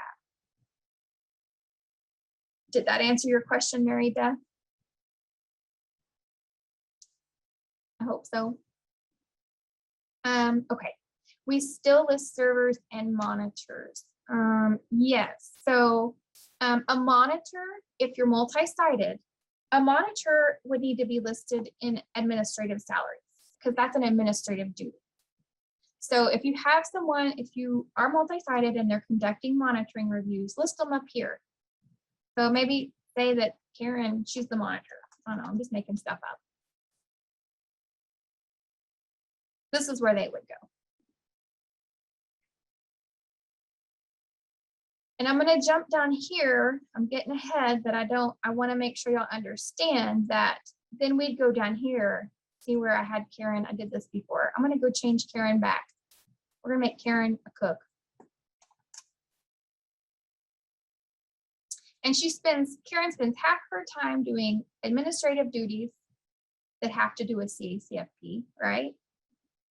100% of that, because all Karen does when she's working 8 hours a day is CACFP duties. Half her time is administrative stuff, and the other half she's cooking and serving. So we go down here and put Karen. I'm going to put that to 0. Ideally, I don't remember what the amounts were that I put up there, but it should be the same salary as what was up above.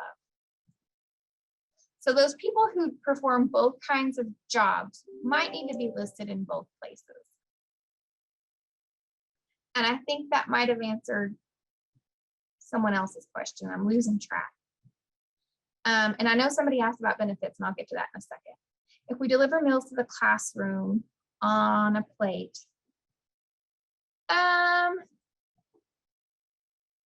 Yeah, because they still spend time with the meal service. That's kind of like we allow you to claim infant, even though it's a breastfed child, but you're spending the time feeding the child. You know, there's still time there that the meal service is happening and the teacher is participating. So yes. Okay, so any questions on the salaries? We want as good of a picture as you can paint for your entire institution budget for salaries here, plus those people spelled out individually that are paid with CACFP funds. The one thing you need to make sure you understand now is, so Edgar's decided to go work somewhere else. And if any of you guys know Edgar, that would be a total loss to any institution because Edgar is awesome. But just know you need to come and revise your budget because Edgar is going to be replaced. I'm going to need a new assistant director. But don't take Edgar out. You just need to go in here and you know exactly what you paid him for the fiscal year. Just reduce it down to what you exactly paid him. Then you need to add the new assistant director because although Edgar's gone, it was still an expense during that fiscal year. Yes. And that's what maybe you sent that message before I started rambling about this. If you lose and gain employees, you do have to go in and change it. But don't delete the person that left. It was still a cost. You know what I'm saying? It still happened. You just need to reduce it down to what the total amount was and then add the new person on a new line. We understand that this is a big change, and especially right now, keeping employees, it's like a revolving door. We get it. So I would just try to get in the middle frame of mind that you need to do this budget, do a budget revision when you're doing your claim. If you need to update something, do it when you do a claim. But it's not like we're going to come out. If you've ever had a finding that's related back to your budget, we generally work with you and get your budget up to date to reflect, you know, what's going on. But yes, you need to get in the frame of mind that when things change, your budget needs to be updated. So when you go down your benefits are an allowable cost. And the way it works, this form's pretty easy. So we've already got these people listed. I'm gonna go and you'll see in the drop down now, the only person left to select is Karen. So I'm just making stuff up here. It's a lot. We don't offer any of these other ones. We just do health and dental. Sorry, Karen, we don't do retirement. So you see that it's 100%. The reason it's 100% and you can't change that is because that's the amount that was determined on the salaries page. So all you got to do is click the right person, put in the total amount it costs per year, add. But you can see here on Edgar, if you went to his salary page, his salary was determined only 20%, so that's the allowable amount that was calculated.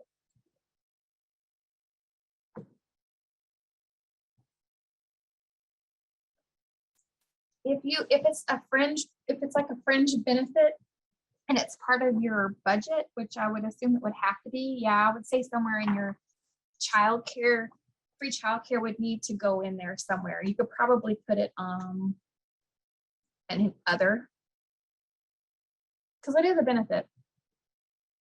So I would say that's a good place to put it. And you would type your reason here, the amount, and then just put employee free childcare, something like that. Like I said, don't stress about making these exact. It's a projection, right? And every year you want to project it and inflate it a little bit off the prior year. So you don't want it to reflect exactly what you spent last year. You want it to be a little more because we all know things go up. Okay, 3 through 16 are just other potential administrative expenses you might be able to use our money to pay for. This one generally, unless you're planning, like say, like we need new computer systems or something, I don't know, and you're budgeting for it, you probably could go ahead and put that in there. But many times not, this is going to be for emergency stuff like I mentioned before, like your freezer or your fridge goes out. Okay, you didn't have it in your budget. You went out and bought it. We'll come back and put it in there and good. Okay. Materials and supplies. Durable is something that's going to last more than a year, basically. That would be like a desk. It's only supplies and materials that deal with administrative, because like pots and pans and things like that that relate to cooking, that's going to go down here. But I mean, it's, you know, there are administrative supplies that are durable. Like it gives the examples of desks, chairs, computers. You have to have a computer to do this program. Now, you can't pay for 100% of a computer with CACFP costs, because it's likely you're doing other work. And so you have to prorate it.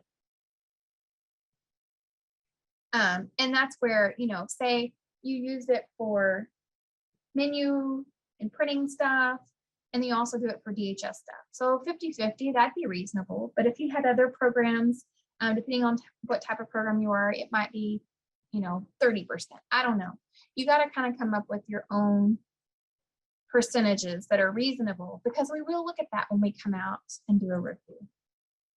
Expendable supplies would be like pens, paper, office supplies. I would just suggest saying office supplies. It's the easiest way, if I could spell. And it says quantity. You know, you don't have to be that specific. You can just put, if you look at how much you spent on office supplies last year, you just come and say, oh, I spent, you know, $500 on office supplies. This is when you kind of have to apply some reasonable percentages of how much you think you use them for CACFP and add it that way. We don't need you to list paper, pens, pencils separately. Like I said, it's just a projection. Printing, you guys have to print a lot of stuff for us, but this would be really if you're printing, if you're like sending it somewhere to be printed. Otherwise, I'd put it like paper and ink here. It's a totally allowable cost. We make you guys print a ton of stuff. Postage, that one, maybe if you're multi-sided are going to use this, but most of you aren't going to have postage related to CACFP.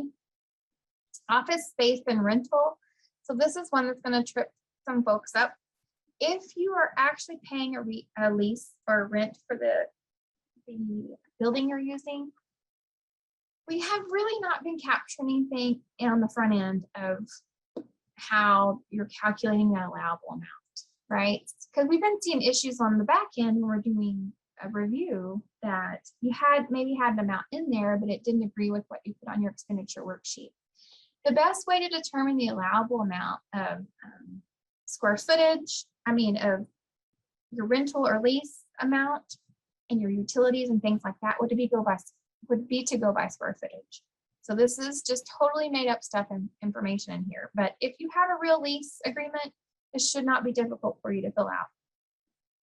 You want to put the name, address, the length of the lease or rental agreement. And then down here is the most important part.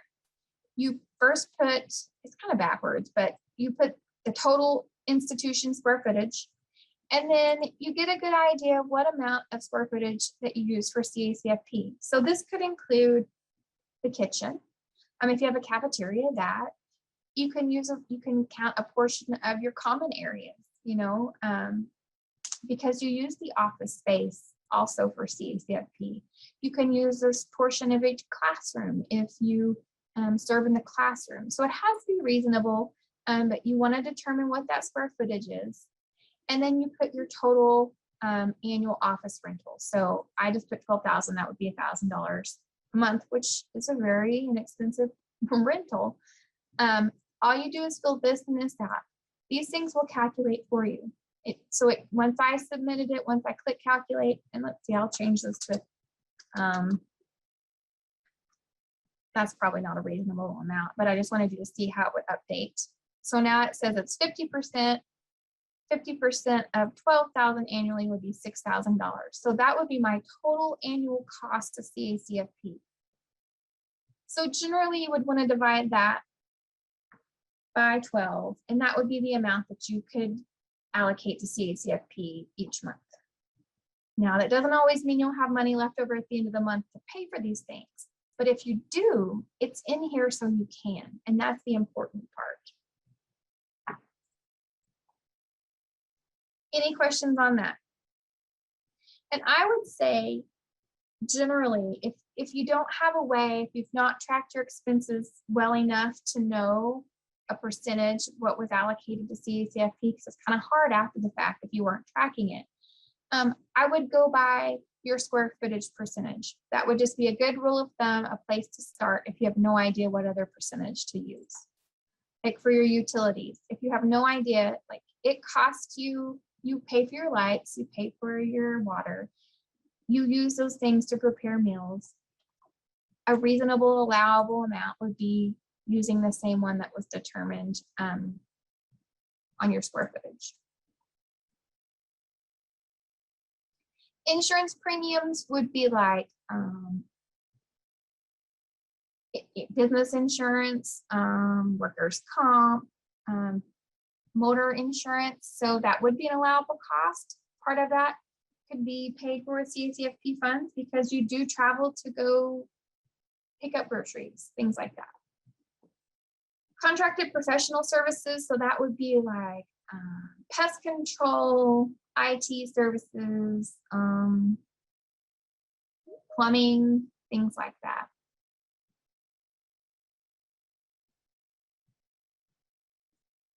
Sorry. Equipment rental lease. Not many of you, maybe are bigger sponsoring organizations, and that's why I left this one in here, but this is just an independent budget. But sometimes you might. I don't want to assume that there's no one out there that doesn't say rent or lease, say a copy machine, something like that.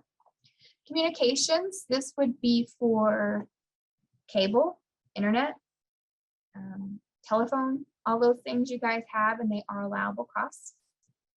Advertising and public information. So like I said before, you don't have to send out the public release after you're brand new, but if you do, and you, I mean, if you don't have to pay for it, I should say, you don't have to send it out when you're renewing, but when you're brand new, you have to send it out. But regardless, if at any point you want to do a public release or any type of advertising and you pay for it, it is an allowable cost. But if you're advertising your other business or something in addition to, it wouldn't be 100% CACFP, you know, you'd have to prorate it. But if you were just doing the public release solely for CACFP and you paid for it, you could use our funds to pay for that. And then dues, memberships, subscriptions. That there's not a lot of good examples of this. CACFP Association, if any of you guys do that, that's 100. You pay for it 100% with CACFP, but that's about the only thing. You know, you might put your Child Care Licensing Association. There's a couple of those in Oklahoma. You could pay for a portion of that because I know that there is discussion about nutrition and things like that. So it is, you could pay for part of it with CACFP funds. Mileage, this one mostly pertains to sponsors too, but like I said, this is an independent, single-sided budget, but just examples of what mileage could be for anyone. If you travel to go purchase, you know, you're driving to the grocery store, like I said before, you could pay for the gas and the mileage for that. Otherwise, if you're a sponsor, you're required to conduct monitoring reviews, and that's where a lot of your mileage would come into play. Okay, Part B. This one's pretty simple. Food and milk costs, CACFP related. You just put in your projected amount for the year. Food service labor, I'm not going to beat that one again because we already pretty much went over it. It's a little different from the one up top, and I think next year we'll make them the same so it's not confusing. But we did add this here. So someone asked earlier, can you just put 0? You might use our funds only to pay for food and milk, and that's great because that's really what it's for. But we still need to know your expenses for all your people. It still costs you money or your institution money to operate the program, so we still need to report it. So on these food service people, they still have a salary. We need to know what they spend their time doing. But if their salary is not paid for with CACFP funds, you can click this, and that tells us, hey, they still get a salary, but we don't use your money to pay for it. And what that does is it excludes it from your CACFP budget. So essentially, if both these people, they have a salary, but CACFP doesn't pay for it, that's why that's 0. We can open up that schedule and still see, hey, this is what it costs, and they do CACFP jobs, but we don't use your money to pay for it. And then food service benefits works just like the other one I showed you. Any questions on entering your costs?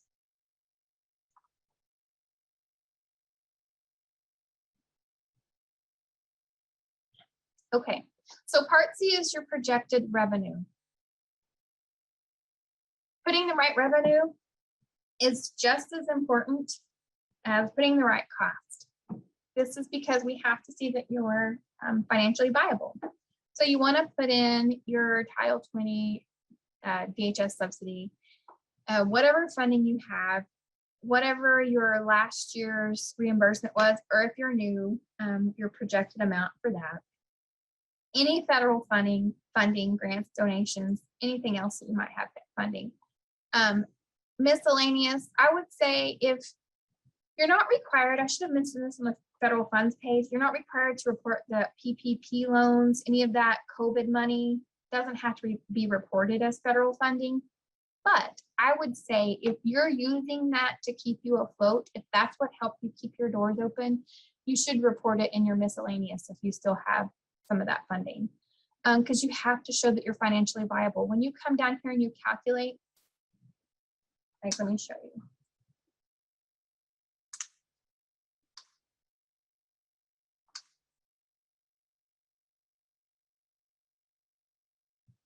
See, now I've got a loss. It won't let me submit my claim or my budget if I have a loss. So this is determining your entire institution viability. We have to see you have enough money to operate. That's why I just had ridiculous amounts in here. Maybe I'll take some of those zeros off.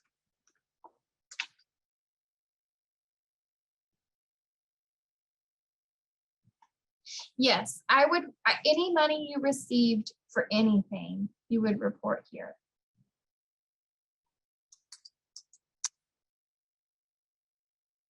Because it all plays towards your financial viability. I'm just making stuff up at this point to make it not be, there we go.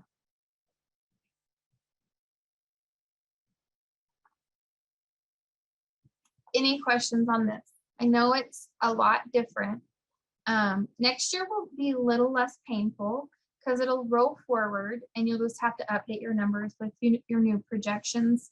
But I really think it's going to help a lot of you guys maybe open your eyes to see what you can use our funding to pay for that you wouldn't have thought of before. But the most important thing is not only to make sure it's allowable cost, but to make sure it's just in your budget, because if we come out and you're using the money to pay for it and you haven't gotten it approved, even if it would have otherwise been allowable, we got to back it out of your expenses. And then, like I said before, it can make you look like you're making a profit on CACFP, which isn't allowable. Okay, so the last little bit that we have just for our regular independent institutions, and then I'll go over the sponsor form real quick, and you guys can quit having to listen to me ramble on, is the uploaded documents area. You'll see that I can click on it and go in here, and a few years ago you guys still could, but we turned your access off to this because it was just becoming hard to manage. Because there's very specific documentation that has to be on file. Before you can submit the form or submit this entire application, you have to have all these required things submitted and then the right paper document submitted. Your DUNS is required to be submitted. So if you don't have a check here in this uploaded column, that means we don't have it. So don't just click that it's submitted, because you have to have it. So make sure if a check mark is missing, even if you're like, I know I sent that in, double check with the person who's responsible for your application, because we'll just have to kick it back out and say, hey, we need this. You're going to have to resubmit. And your list of required documents, depending on the institution type, might be different. So keep that in mind. Another new function that we've used in the last couple of years is this over here. If after you've submitted your application, we have 30 days to approve it. And that's for a renewing institution. It's for all really, but when you're brand new, we kind of are working with you and you know where you're at. But we have 30 days to approve it. If you're wondering where you're at, before you call or email your person because they're overwhelmed and inundated with calls and questions, I would first come back here and look, especially if it's getting down to the 30 days. And see if you have a check in any of these boxes. If you do, that means they've looked at something and something's missing, okay? So if there's a check mark here, you can click on the details and it'll show up right there and tell you, you need to answer number 1. And that was a terrible form to put an example on because there's nothing to answer on that one, but just to give you an idea. Okay. Something new that we also added this year, and I mentioned it earlier, is the date of the original application submission. So you can, when you go to submit your application, first of all, we don't know you're ready for it to be looked at until you click this button. If you don't ever click that button, we're not going to approve it. So make sure you submit it, okay? But you have to put a date in here, and it will only accept the today's date, the current date. And the reason we're doing that is so we can make sure, so after you submit it, if something's wrong and we need you to answer it, we'll kick it back out, right? Like I told you before, and you'll have to resubmit it. But that date right there will never change. So that way we can track that you submitted it by October 31st, because we want to honor it if you've submitted a full and complete application. But that doesn't mean we won't be able to kick it out and let you make corrections. So that's the point of that. Any questions on any of this? I'm going to go to the resource library real quick. If you haven't, get familiar with this. If you ever need anything, 99% of the time it's going to be here. You might just have to, there's a lot of stuff in here. And I suggest if you don't know how, you can do a Control F and find it. If you know what you're looking for, but you just can't find it, you can search the page. Let me see if I can find. So that's what I do. Mealtime. If you need to change your mealtime, and mealtime change form is only after your application's been approved. So after your application's approved, say mid-year you want to change your meal times, here's that form. Your documents that need to be uploaded, that's a good question. No, I can't type. Send it to the person assigned to your application. And I would highly suggest anytime you send anything in, put in your, like I said, it's going to be Jennifer, Karen, or Lisa. I would put your DC number, your agreement number in the subject line, because that really helps them organize things and know what goes where. If you're brand new, you don't have one yet, and you're sending your stuff to me anyhow, so don't worry about that.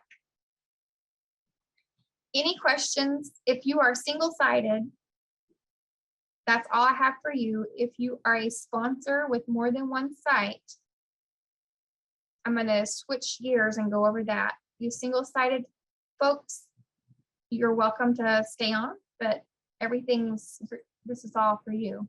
You're done. You can hop off. I'm just going to show these multi-sided people stuff real quick, and then we'll be done. If I can get this changed, there we go. All right. So, gotta hop out.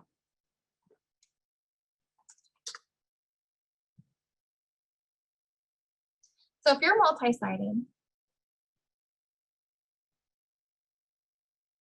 thank you. I'm glad it was helpful. You guys are welcome. Those of you that are going to hop off, you're welcome to email me any questions. Okay, so really quickly, multi-sided folks, you have site maintenance. If you go here, if you're brand new and you don't have any entities, you need to reach out to me because we need to get your site. We need to get your sites at it, okay? But if you have sites, you'll see you can click in it. It'll look like you can type stuff, but you can't. Because when you go to click save, it'll say, hey, you can't save it. We made that change just because we were having a hard time keeping up with changes without our knowledge. I logged on a few minutes late, don't even show anything. No, you're fine. You're fine. We started a few minutes late too. So the point of me rambling on here is if anything's wrong in here, you need to let us know. Karen Davis has the vast majority of multi-sided. Jennifer Pryor has a few. But always refer back down to here who you need to reach out to. The main difference on your application, and I'm going to have to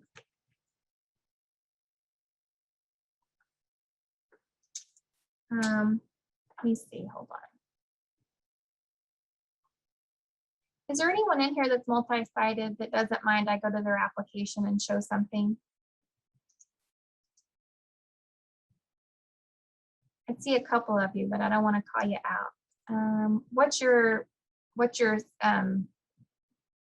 name? Oh, thank you so much. Okay. Oops, I can't type.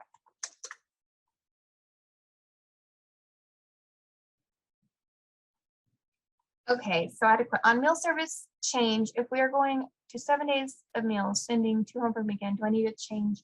You need to email me because we need to get some information if you're going to be doing something like that. But yeah, we need to update your application and make sure you guys have the COVID waiver to answer your question, Julie. Okay, so what I wanted to show you really quick, like I said, I'm not going to go back over the application for participation. Same thing, you just have more of them to fill out. The one difference that you guys have, and thank you so much for letting me use your application, because if it's not completed, I can't go to page 2. So a lot of this up here is redundant. You need to have this person, this is coming from the business maintenance page. If it's wrong, you need to update it there. Make sure you have the right type of institution. Make sure you have a real purpose or mission statement. This page will save if you just put a period in there, but we would really like for you to put your mission statement. Doesn't have to be fancy. We just need to know what your purpose is. What type of institution do you operate in other states? Brand new applicants. It would be helpful if everyone would put something here, even though it says for new applicants only. But we kind of want to know what areas are you looking to serve. The reason it's beneficial for even our existing institutions, well, our new ones, is because we have to make sure there's a need in that area. But for renewing ones, it's helpful because sometimes we have sponsors that decide to close, and not all sponsors serve the entire state. So if we kind of know what counties or what areas of the state you operate in, we could help find a home for some of our sites when a sponsor quits. So that's helpful. 8 and 9, you're recording the number of facilities and the number of participants enrolled in your facilities. And really what we're after here is the ones enrolled participants in our program, which 9 times out of 10 is congruent with your enrollment, but sometimes you have kids that do not participate. Number 10 is asking for your total federal funds that you spent, excluding CACFP. So on the funds received, we ask how much you made. Here we're asking how much you spent. And then again, if your fiscal year is wrong, you got to fix it in the business maintenance page. Are all your sites affiliated or not affiliated? We talked about that earlier. If you're unaffiliated, I've probably already bugged you with the form you need for that. But if you ever have questions about adding a site to know whether it's affiliated or not, you're welcome to email me. Number 12 has to be yes, you got to serve the kids the same regardless. And then here's your budget. And unless you guys have questions, I'm not going to go over it. The only difference is you have some extra things in here that weren't included on the independent one. Travel and your training, all that was left off the independent ones because they don't have expenses that are applicable. They have some mileage, like I said, because you might be driving to go buy groceries, but you guys have traveled from on a train, like we talked about, or you might train to a workshop or things like that. And then you can, it is allowable cost if you training your providers or your sites, not necessarily just the mileage, but if you're having to pay for any facilities or things like that. Part B works just the same as the independent one. If you're a family daycare home, you don't have this. It's not applicable here. It's for our center sponsors only. So basically center sponsors or everyone else that's not a family daycare home sponsor, even though you're not a center. That's what you're referred to as. Even our schools that are multi-sided, things like that. Part C works just the same. There is one extra thing for center sponsors, Part D. This Part D does not apply to family daycare home. A sponsor can only use up to 15% of their reimbursement to pay for administrative costs. And so Part D will determine if you're in compliance with that. So it looks at how much your administrative costs are, which it takes this column actually. So for this institution, this is what it cost them. This is how much is actually allocated to CACFP, and since it's 0, that's pretty easy. So if ever this number exceeds this number, it's going to be no, because you're going to take your projected CACFP reimbursement, and whatever 15% of that is, that's the total amount you can use to pay for admin costs. So it just can't ever be exceeded. Part E is just figuring your profit loss again, like the other one did, and it asks you to type in the number of facilities that it's your projection is based on. Part F is for family daycare home sponsors only, and we have a couple in here, but as you guys are familiar, we have to go back at the end of the year and put in your amount of your total administrative amount that you were paid, the total amount of expenses, and then to determine if you have a carryover amount. So page 2, I think we're going to have to make some changes in the future because it's a little bit redundant.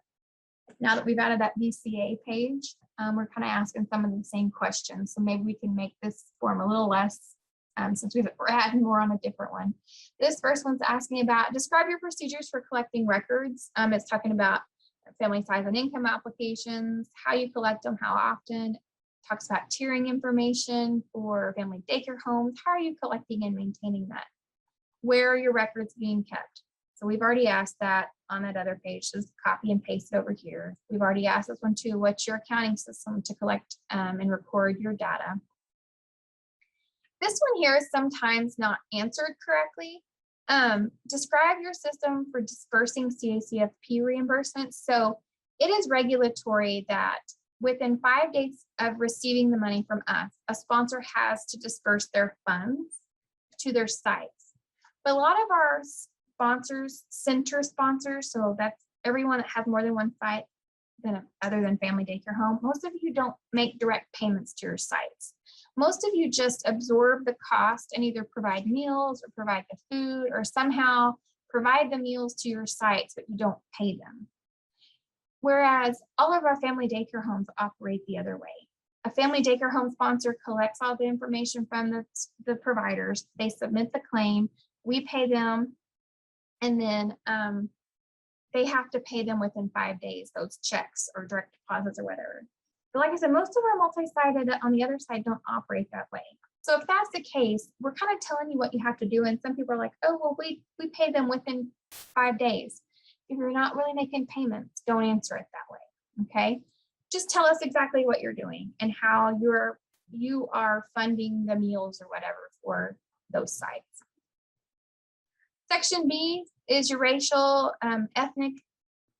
Hopefully next year we can have this add up for you guys because you have to report it on each individual application. And so this one's just a summary of all those sites. And then this one is your potential eligible area information. So if you need help on looking up on what your potential beneficiaries are, you can contact us. Section C is about your monitoring. What's your procedure for conducting pre-approval visits? So you might not have plans to bring on a new site, but that's not to say you will never. So still have a procedure for that. It's regulatory. Then you have to determine how you're going to conduct reviews. You either do 1 announced and 2 unannounced, or you do review averaging, meaning everyone gets 3, an average of 3.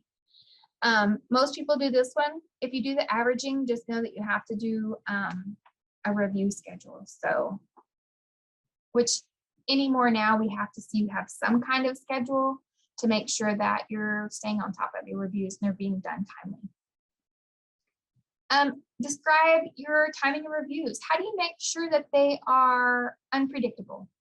That's regulatory. So just make sure that you can say we go on a different week of the month and on every visit, and then we review a different meal time, just so that your sites don't know you're coming, you know. And then describe your recruitment policy. Again, you might not plan to enlist or recruit new ones, but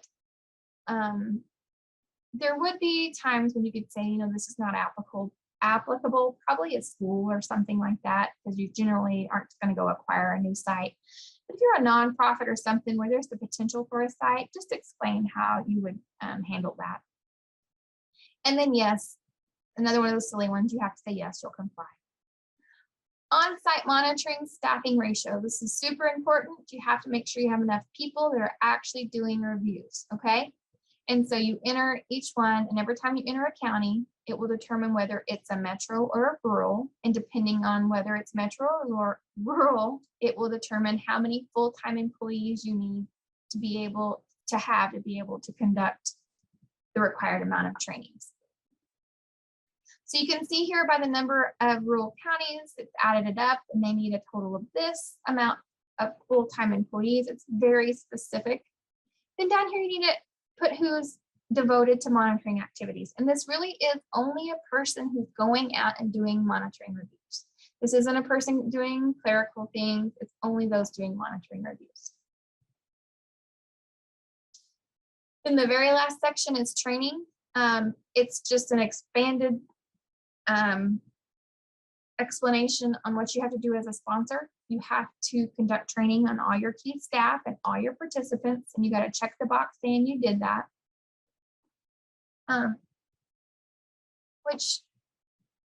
Oh, you haven't submitted yet. I'm like, it did make you click it, but you're not done yet. So you have to say, yep, we'll train all our people on all these topics.